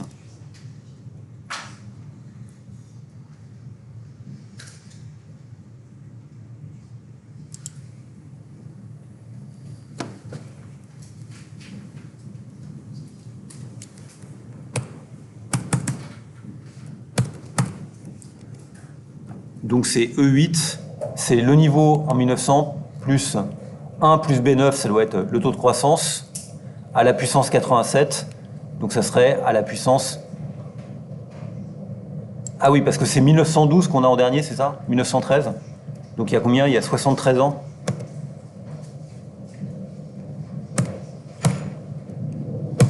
Ok, le résultat c'est ça, c'est 826,44. D'accord. Bon, je crois que ça achève mon exercice. Un peu long.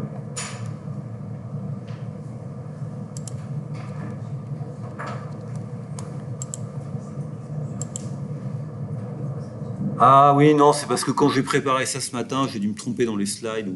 Alors là, c'est pour 1900. Donc, pour 1900, vous pouvez faire la même chose. Y 1900, c'est le produit en 1800 combien? 1820, c'est-à-dire 113, multiplié par 1 plus 0,9% à la puissance 87. D'accord? Et ça vaut 113.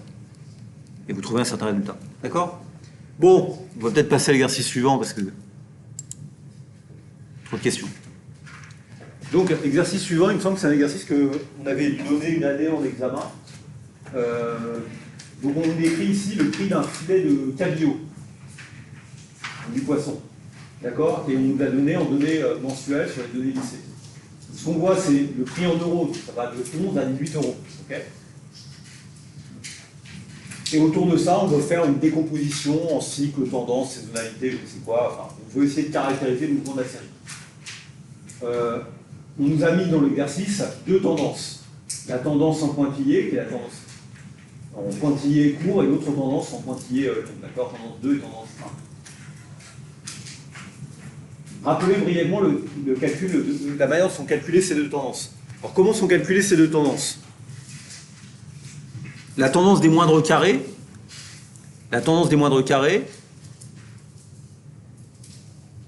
c'est quoi faire la tendance des moindres carrés? C'est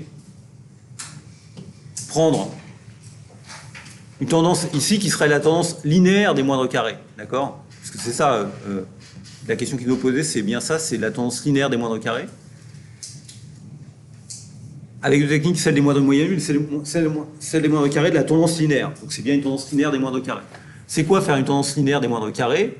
On a déjà un petit peu parlé, mais sur les moindres carrés, c'est essayer de trouver des valeurs A et B qui ajustent le mieux possible les données. D'accord? Qui ajustent le mieux possible les données. Donc ces données, c'est quoi? C'est des données qui vont de t égale 0 à grand T. Donc c'est ça les données. On a des YT, on a des observations. Et ce que vous allez faire, c'est que simplement, vous allez, pour chaque point du temps, considérer l'écart qu'il y a entre la donnée et la tendance. Ça, c'est bien l'écart à la tendance, si on trouve la tendance. Et ce que vous allez faire, c'est que vous allez minimiser la somme de cet écart sur toutes les données disponibles. C'est pour ça qu'on appelle ça la tendance des moindres carrés. Vous allez choisir A et B, c'est un problème de minimisation. Vous allez choisir le coefficient A et le coefficient B de manière à minimiser l'écart au carré entre le niveau de la série et sa tendance. Donc vous allez ajuster, des fois on parle aussi de la droite d'ajustement. Mais on parle de moindre carré parce que ce sont les moindres carrés. C'est la distance au carré. Vous auriez pu me dire, mais vous comprenez bien que la tendance, elle doit passer au milieu du nuage. Donc les écarts, ils peuvent être négatifs ou positifs. D'accord? Ils peuvent être négatifs ou positifs. Donc ça n'aurait pas de sens de chercher à minimiser les écarts, puisqu'il y a des écarts qui sont négatifs ou positifs. Si vous cherchez à minimiser la somme des écarts, évidemment, ça ne répond pas à la question, parce qu'il faut que la droite passe au milieu. Vous pourriez me dire, on aurait pu prendre la valeur absolue des écarts. C'est une bonne remarque. Pourquoi prendre le carré? On aurait pu prendre la valeur absolue des écarts. On prend le carré parce que c'est plus facile à calculer que la valeur absolue. Et la valeur absolue, ça serait une autre manière de faire qui pourrait être justifiée. Dans ce cas-là, on appellerait ça la tendance linéaire des moindres valeurs absolues et pas la tendance linéaire des moindres carrés. Vous êtes d'accord? Donc, il y a une propriété qui est très importante à comprendre, c'est que on trouve A et B. Donc, les solutions qu'on trouve, on peut les appeler A chapeau et B chapeau. Avec A, c'est l'ordonnée à l'origine, et B, c'est la pente. Nécessairement, c'est une propriété qu'on pourrait démontrer, mais que je ne vais pas démontrer ici, mais qui, à mon avis, vous pouvez comprendre pourquoi elle est cohérente. Nécessairement, la somme, justement, de tous les écarts à la tendance doit être égale à 0. La tendance, elle doit être autant de fois au-dessus qu'en dessous des points, d'accord? Sinon, ça n'a pas de sens, on est d'accord? La tendance, elle ne peut pas... Vous voyez, en fait, quand vous fixez la tendance, vous fixez l'ordonnée à l'origine et la pente. Bah, vous comprenez, l'ordonnée à l'origine, vous le fixez de manière à ce que la tendance, elle soit à peu près au milieu du point, du nuage de points. Vous n'allez pas fixer une droite parallèle au-dessus, ou une droite parallèle en dessous, d'accord? Donc comment vous allez choisir le A, en fait? Comment il va être choisi le A par Excel? Parce que c'est Excel qui va le faire. Comment il va le choisir, le A Excel? Il va le choisir de manière à ce que la droite d'ajustement, la tendance, soit au milieu. Et dire qu'elle est au milieu, c'est dire que la somme des écarts à la tendance doit être égale à 0. C'est quand même une propriété minimale. Sinon, si elle était positive, ça veut dire qu'on sera tout le temps au-dessus ou tout le temps en dessous. Pas tout le temps, mais en moyenne au-dessus, en moyenne en dessous. En moyenne, on est dessus. D'accord? Puis après, il faut choisir le B. Donc ça, c'est Excel qui vous le fait. Donc ça, c'est la tendance des moindres carrés. Deuxième manière de faire, c'est de calculer des moyennes mobiles. En tout cas, c'est celle qu'on a vue en cours. Calculer des moyennes mobiles, c'est vous considérez les données de t égale 0 à grand T, d'accord? Et vous allez faire une moyenne mobile. Par exemple, vous pouvez calculer une moyenne mobile d'ordre 3. C'est quoi? C'est, vous prenez la valeur qui précède la date t, la valeur de la date t, d'accord? Et la valeur qui suit, et vous faites une moyenne. D'accord? Vous voyez bien qu'en faisant ça, là c'est une moyenne mobile d'ordre 3 ici, d'accord? En faisant ça, vous allez lisser les évolutions de la variable. Mais la difficulté que vous avez, c'est que vous voyez que ce calcul, qui fait un lissage, vous pouvez le faire uniquement de la date. Vous voyez, mes données vont de 0 à t. que vous avez T plus une donnée. Donc ça, vous pouvez le calculer uniquement de 1 à T-1, d'accord? Et puis, pourriez vous dire, bah, j'ai pris 3, mais je peux très bien faire une moyenne mobile d'ordre 5. Pourquoi prendre 3? J'ai l'impression qu'il faut que je prenne autant d'un côté que de l'autre. Je vais prendre quelque chose qui est impair. Et que plus j'augmente l'ordre, plus je vais lisser les évolutions. Donc, si je fais la moyenne mobile d'ordre 5, eh ben, je vais faire 1 cinquième de YT moins 2 plus YT moins 1 plus YT plus YT plus 1 plus YT plus 2. D'accord? Un peu long à écrire. Et vous voyez que si je fais ça, je perds des données parce que tout à l'heure, je pouvais l'écrire à partir de 1 à T-1. Là, maintenant, je peux l'écrire uniquement de 2 à T-2. Parce que je ne peux pas le calculer à la fin, parce que je ne sais pas ce qui se passe après. Donc, plus j'augmente l'ordre, plus ma moyenne mobile est lisse, mais en même temps, plus je peux la calculer sur un nombre restreint de points. Donc, vous avez compris qu'à gauche, la tendance linéaire, ça va être une droite. À droite, la tendance moyenne mobile, c'est quelque chose, c'est une courbe un peu adaptative, qui s'adapte autour de la série. Ok? Qui s'adapte autour de la série. Donc, c'est ces deux manières de faire. Voilà. Si on cherche à répondre à la question, rappelez brièvement le principe de méthode. Je ne l'ai pas fait brièvement, donc c'est fait. Ok? Identifier pour chacune des tendances, tendance 1 et tendance 2, la tendance technique utilisée en justifiant votre réponse. Donc, c'est laquelle la tendance linéaire ici?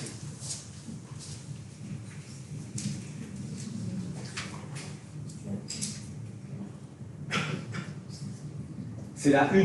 D'accord? Pourquoi? Parce que c'est une droite. C'est A plus BT. Enfin, la question. D'accord? Donc c'est bien quelque chose qui est A. Vous voyez que le A, il est ici. Hein, c'est l'ordonnée à l'origine. Et c'est bien quelque chose qui ressemble à A plus BT. Et puis l'autre, c'est une moyenne mobile. Puisque si c'est pas l'un, c'est l'autre. D'accord? Donc c'est une moyenne mobile. Et vous voyez que elle s'adapte. Et puis en même temps, vous voyez bien qu'elle n'est pas capable de calculer pour toutes les valeurs. On ne va pas jusqu'au bout. Elle va uniquement de 2000 jusqu'en 2013. Oui? Parce que vous ne pouvez pas les calculer. Si je vous demande c'est quoi la valeur de la moyenne mobile en 2015, vous savez ce qui s'est passé en 2013-2014, vous ne savez pas ce qui se passe en 2016-2017. Donc nécessairement, quand je fais mon calcul de moyenne mobile, comme je dois prendre 2 valeurs avant, 2 valeurs après, ben je perds. Il y a des endroits où je ne peux pas la calculer, puisque je n'ai pas les données avant. Donc, vous voyez bien qu'ici, c'est d'ailleurs le cas. Si vous regardez la courbe, l'autre courbe, la courbe en pointillé, la tendance 2, d'accord? Non seulement ce n'est pas une droite, mais en plus, elle n'est pas calculée sur les deux extrémités. Et vous pouvez même repérer, parce que vous pouvez dire, vous voyez, on la calcule en fait, si vous essayez de mettre à partir de quel point on n'arrive pas à calculer, c'est des données annuelles. Hein. Vous voyez, en 2013, on arrive à la calculer, et on commence à la calculer en 2000. Ça veut dire qu'on perd les deux premières. Donc c'est une moyenne mobile d'ordre combien? 2 de chaque côté. 5. La moyenne mobile, elle a 5 termes, d'accord? Donc on va dire que c'est une moyenne mobile d'ordre impair, 5. Elle doit être centrée, la moyenne mobile. Donc elle a autant de termes d'un côté que de l'autre. Donc il faut toujours qu'elle ait un nombre impair de termes. Sinon elle va être décentrée. Dans ce cas-là, c'est un peu étrange. Bon. Vous regarderez, il y a une discussion subtile sur les moyennes mobiles d'ordre pair. Dans ce cas-là, elles ne peuvent pas être équipondérées. Ici, on a considéré dans mon explication qu'on mettait le même poids sur chacune des données. On pourrait envisager d'autres schémas de pondération. Bon, en tout cas, ça c'est bien une moyenne mobile. Et même, on peut dire, si on peut aller jusqu'au bout, c'est une moyenne mobile d'ordre 5. D'accord? Donc ça répond à la question 2. Question 3. Quel argument pourriez-vous avancer pour contester la pertinence du calcul d'une tendance sur l'ensemble de la période? Si vous regardez cette série, maintenant, oubliez si vous regardez cette série, qu'est-ce que vous voyez?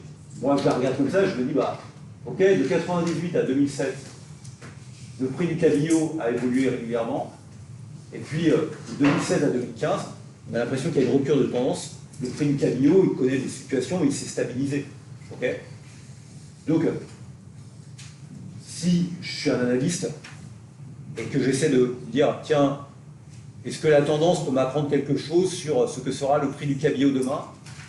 J'aurais envie de dire, la tendance linéaire, c'est un peu étrange. On a l'impression qu'effectivement, au début c'est linéaire, mais avec une pente qui est beaucoup plus forte. Et puis après, la tendance, il n'y a pas de tendance. Le prix, il est plat. Le coefficient B, la pente, est égal à 0. D'accord? Donc, quel argument pourriez-vous avancer pour contester la pertinence d'une tendance sur l'ensemble de la série? C'est qu'on a certainement une forme de rupture de tendance. On va dire ça comme ça. C'est pas... D'accord? On a une rupture. On a certainement une forme de rupture de tendance. C'est difficile de considérer globalement les choses. En quelle année? Bah, voilà, je sais pas, en 2007 ou en 2008. Je sais pas exactement, mais on a l'impression qu'on a une première partie dans laquelle l'évolution est clairement croissante. Là, il n'y a aucun problème. Là, ça fonctionne très bien. On a l'impression qu'on a un truc comme ça marche très bien. Ok. Et puis après, boum, on s'arrête là. Et puis après c'est plat, quoi. Après, il ne se passe plus grand-chose. C'est comme ça qu'on aura envie de décrire la situation de la série, d'accord? Comme ça que j'aurais plutôt envie de la décrire, si vous devez la décrire. Ok? Donc c'est juste pour dire, attendez, on peut toujours calculer une tendance sur Excel. La question, c'est est-ce que c'est pertinent de la calculer ou pas? En quoi ça va nous apporter quelque chose pour connaître le prix du cabillaud demain ou dans 3 ans? Peut-être que ce qui s'est passé depuis en 2008, de 2008 à 2015, vous pourrez actualiser les données aussi, ce qui vous permettrait d'y réfléchir encore plus. Vous pouvez le faire, hein, vous avez sur le site de l'INSEE, et pour regarder si cette tendance, cette stabilisation s'est confirmée ou si au contraire il y a une forme de reprise du prix du cabillaud. Je ne sais rien. Donc, l'idée de rupture de tendance. Autre point, caché open board, c'est que je voudrais juste vous montrer comment on fait ça sur Excel. Ça, c'est la série. D'accord? Donc, elle est sur le fichier Excel. OK? Pour ajuster une tendance linéaire, vous cliquez sur la série. D'accord? Vous cliquez sur la série. Vous voyez, la série est en surbrillance. Et il y a ajouter une courbe de tendance. Et là, on me propose exponentielle, linéaire, logarithmique, polynomiale, puissance, moyenne, mobile. D'accord? Donc, moi, je vais mettre linéaire, puisque on m'a demandé linéaire. Je réponds à la question. Et puis, en plus, j'ajoute afficher l'équation sur le graphique. Comme ça me permettra d'avoir l'équation de la droite et de connaître le A et le B. D'accord? Et voilà. Définir l'interception, ça serait justement choisir le B à la place de le A, puisque c'est A plus BT, interception c'est ordonnée à l'origine, à la place de Excel. Et moi je le laisse libre, d'accord? Je laisse faire, je ferme, et boum, j'obtiens mon équation.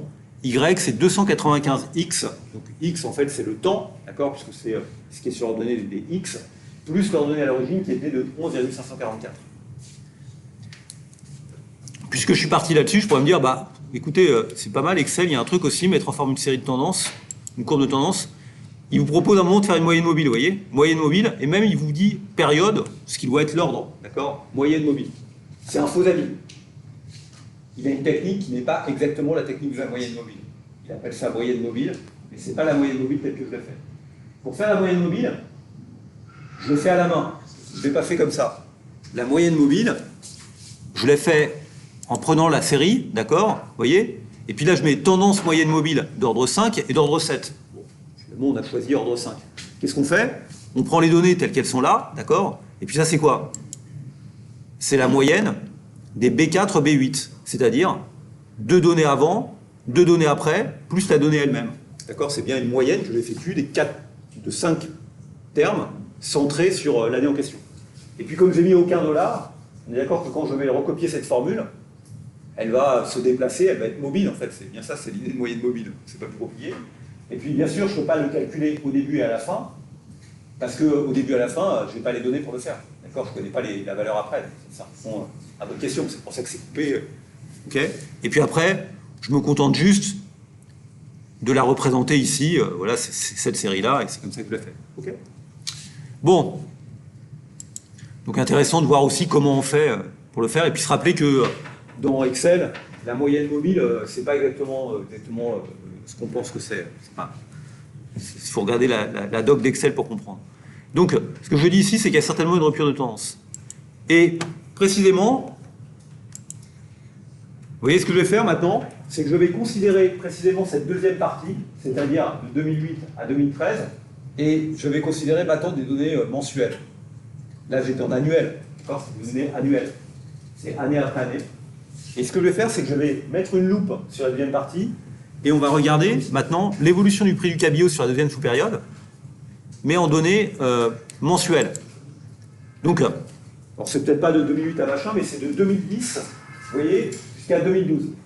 Donc ça, c'est juste, c'est le même poisson, c'est les mêmes prix, mais vous regardez les données mensuelles. Et donc, ce qu'on va faire, évidemment, c'est repérer des saisonnalités. C'est ça l'objectif.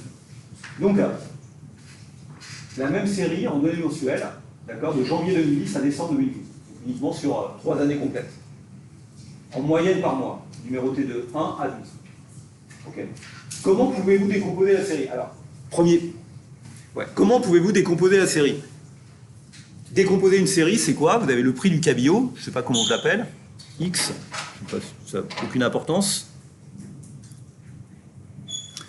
Et ce que je veux, c'est décomposer la série, c'est faire quoi? C'est exprimer le niveau de la série à toutes les dates, comme l'addition de 3 composantes. D'un côté, une tendance, d'accord, qui décrit le long terme de la série. Ensuite, éventuellement, et ici je pense que c'est pertinent, c'est pour ça qu'on pose l'exercice, une saisonnalité qui serait liée au passage des mois, d'accord, ok.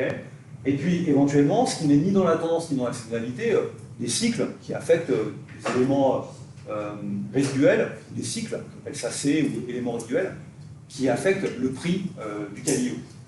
Et quand je fais cette décomposition, évidemment, je peux la faire de manière additive, c'est ce que je vais faire ici au plus simple, mais je peux aussi la faire de manière multiplicative, si je considère que je dois considérer les déviations relativement à la tendance, en pourcentage. D'accord? Et qu'ici, c'est en euros, et les cycles me semblent, enfin, les évolutions, c'est pas l'évolution, les situations me semblent relativement régulières, elles sont pas, voilà, elles existent, elles sont régulières, il n'y a pas de raison de se priver d'un modèle qui est plus simple, qui est le modèle additif. D'accord? Je ne vais pas commencer à prendre le log du prix du poisson. Ça ne sert à rien. Le poisson, il est stylé. Donc, ce que je vais chercher à faire, c'est ça. Et pourquoi je cherche à faire ça? Parce que ce que j'observe, c'est que, bon, notamment, j'ai bien l'impression d'avoir une saisonnalité, puisque vous voyez que le prix du cabillaud est toujours le plus élevé, me semble-t-il, au mois d'août, ou au mois de juillet. Il est toujours le plus bas en début d'année, c'est-à-dire au mois de février. Okay, et ça fonctionne à peu près. Alors, c'est à peu près le cas. Okay, donc on voit qu'effectivement, le prix du cabillaud atteint toujours son maximum au 15 août et son minimum au 15 février. Chaque année. Peut-être que la première année, c'est pas exactement vrai. Parce que peut-être quelque chose à. Non, si ça est vrai aussi. Ça a l'air de bien fonctionner, c'est très régulier. Donc on a une magnifique saisonnalité. Évidemment, il peut y avoir des variations, d'accord, mais vous avez à chaque fois cette évolution, et vous comprenez tous pourquoi, parce que les cabillauds, ils migrent, etc. Enfin, je ne suis pas spécialiste du cabillaud. Autre point qui est intéressant, c'est que, d'ailleurs, mais c'est quoi la tendance ici? La tendance, moi j'ai envie de régler le problème.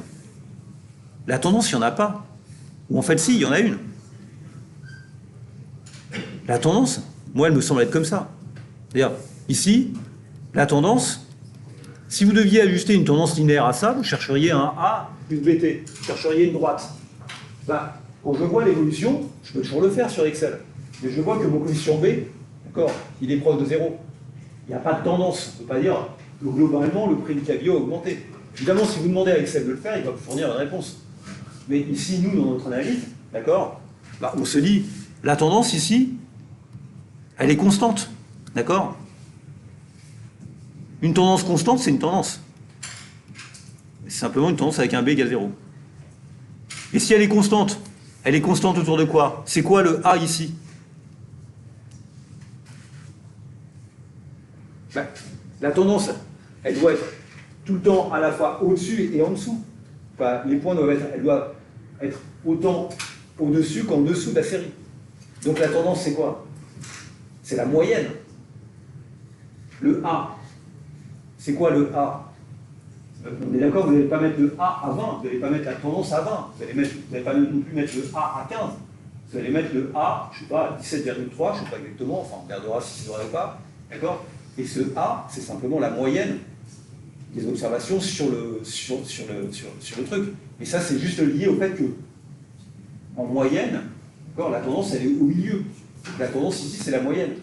Alors, évidemment, quand vous regardez une série qui a de la croissance, c'est la somme des écarts à la tendance qui est égale à 0. Mais ici, comme la tendance elle est comme ça, en fait, le A, c'est simplement la moyenne des prix.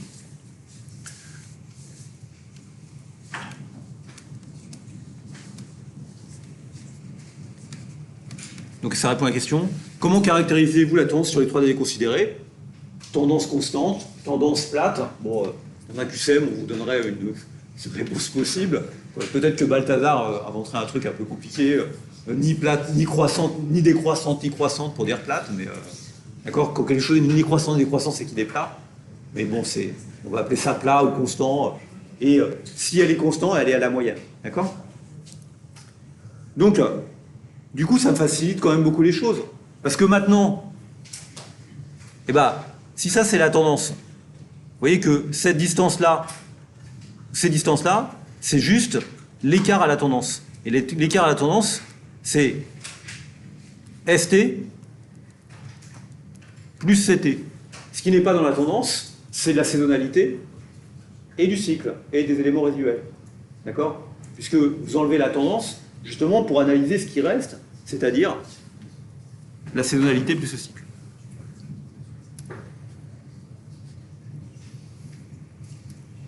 Bon, donc maintenant, question suivante, on nous fournit un petit tableau Excel. Et ce tableau Excel, c'est sur les 3 années.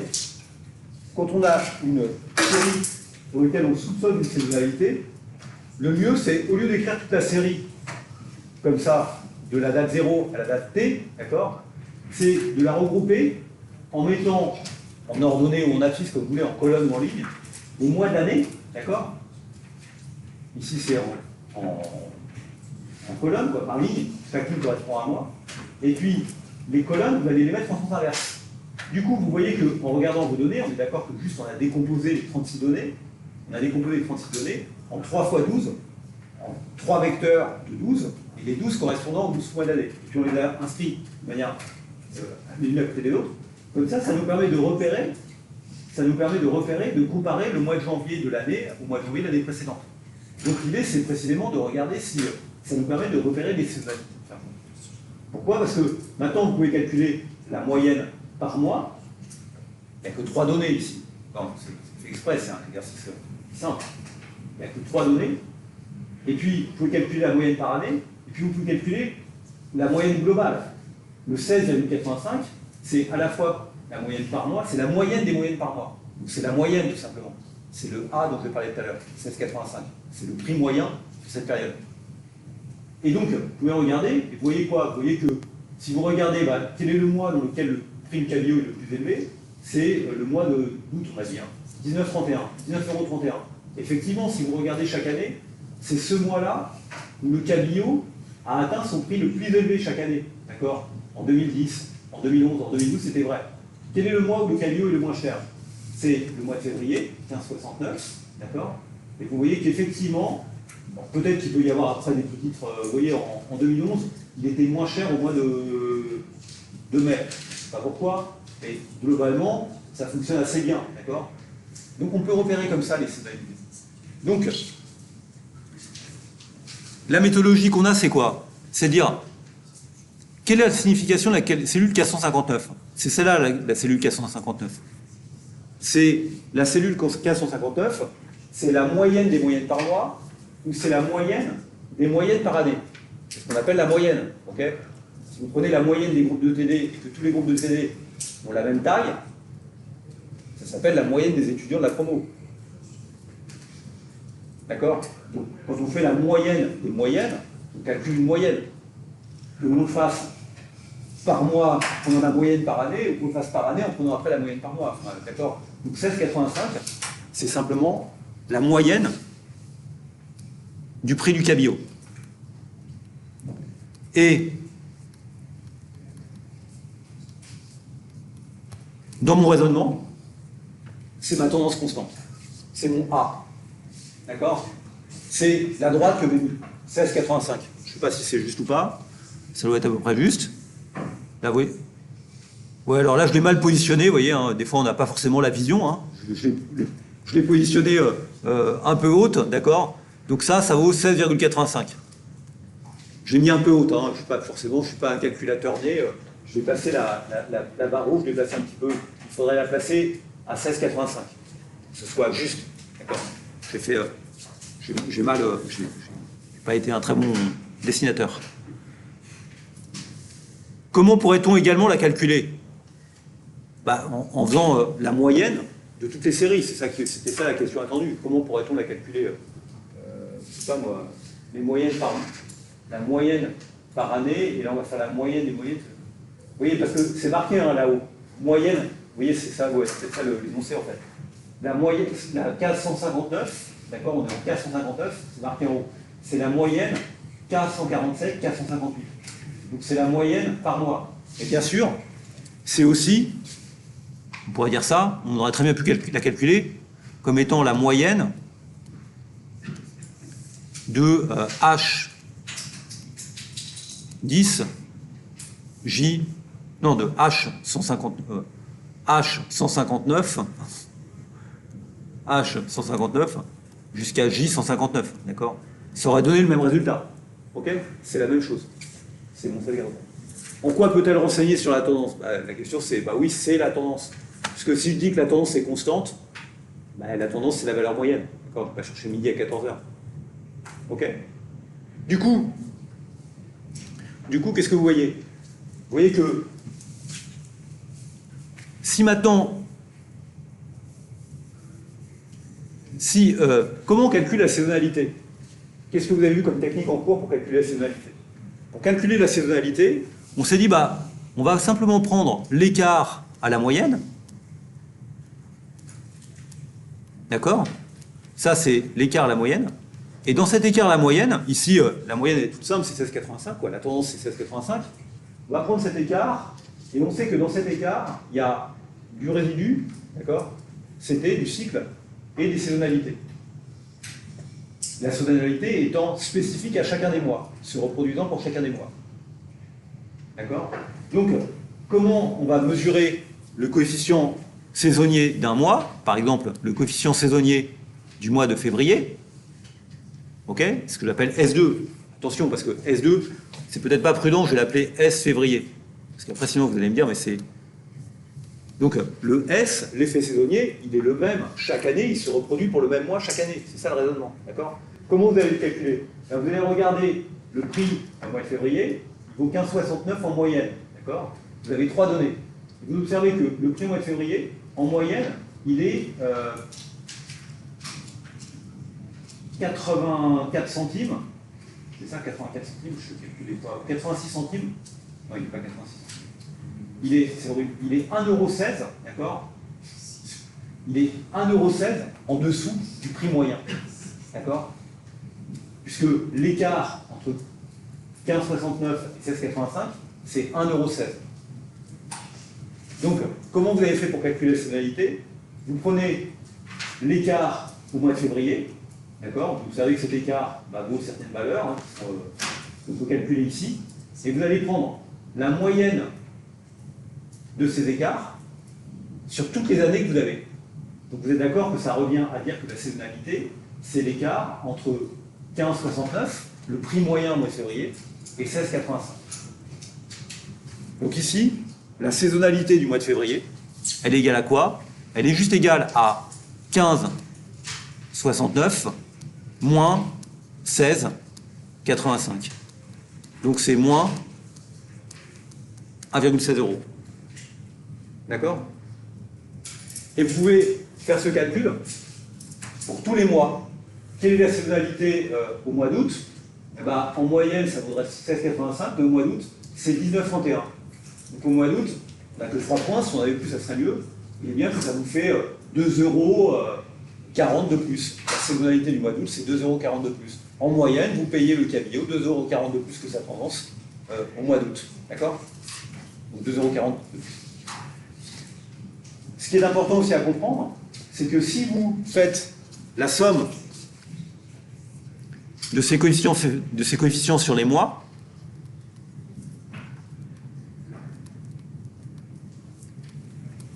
Par construction, vous voyez, c'est exactement comme la question de la tendance. La tendance, elle est au milieu du nuage. Il faut qu'en moyenne, la saisonnalité soit nulle. D'accord?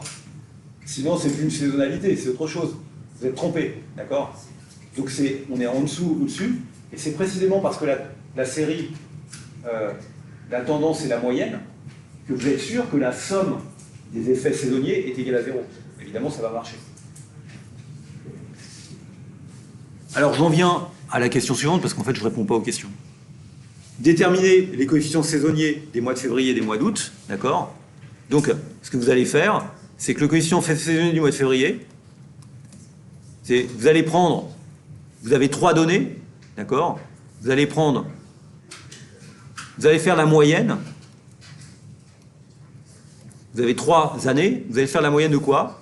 De 15,23 moins 16,85, plus, la donnée suivante, c'est 15,76, moins 16,85. Plus, la dernière, c'est l'écart, c'est 15,76, moins 16,85. Ça, c'est bien ce que je viens de faire, cette opération. C'est bien une opération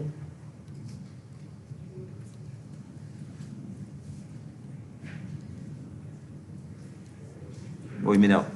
C'est bien une opération qui a consisté, d'accord, à faire la moyenne des écarts.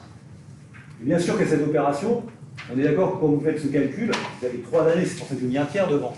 Vous avez fait la moyenne des écarts entre la donnée de février, la première, et la tendance. La donnée de 2011 février et la tendance, etc. D'accord ? En faisant ça, ce qu'on fait, c'est bien l'écart entre la moyenne de février, 15,69, moins 16,85. Et c'est comme ça que j'en déduis que c'est moins 1,16 €. Quel est l'effet pour le mois d'août? D'accord? Le mois d'août, c'est le mois 8, c'est 19,31, moins 16,85. Donc ça fait 2, ça fait 15, ça fait 2,46. Plus, je mets le plus devant pour bien signifier que c'est au-dessus, d'accord? Ok? Donc ça peut être négatif. Oui? Le 15,67, je rappelle ici. Le 15,67, c'est la deuxième. Ah, oui, je me suis trompé, c'est pas 15,67, c'est 16,07. D'accord? Je suis désolé. J'ai été trop vite. D'accord? On est d'accord que ce que vous considérez, c'est bien ces 3 données-là. Ok? Donc la première, 15,23. La deuxième, 16,07, pardonnez-moi. Et la troisième, c'est 15,76. D'accord? Donc la troisième, c'est pas 15,75, c'est 15,76. C'est bien ça, vous faites bien la moyenne des écarts. Mais comme ici, c'est une constante, la tendance, ça revient en fait à faire la moyenne, la différence des moyennes en fait, entre la moyenne du mois et la moyenne de l'année. Je sais pas, c'est la manière la plus intuitive de chercher l'effet saisonnier. D'accord? C'est ça que vous faites exactement. Sauf que ici, comme la tendance elle est constante, d'accord, évidemment c'est assez simple. C'était ça la ruse de l'exercice. C'est-à-dire, vous observez que la moyenne est plate, et puis en fait, voilà. Vous pourriez me dire, mais c'est juste pour terminer le truc, mais je sais pas. Ah non, mais je l'ai même pas mis le. En fait, ouais, non, je l'ai même pas mis le tableau. Ah non, je l'ai pas mis.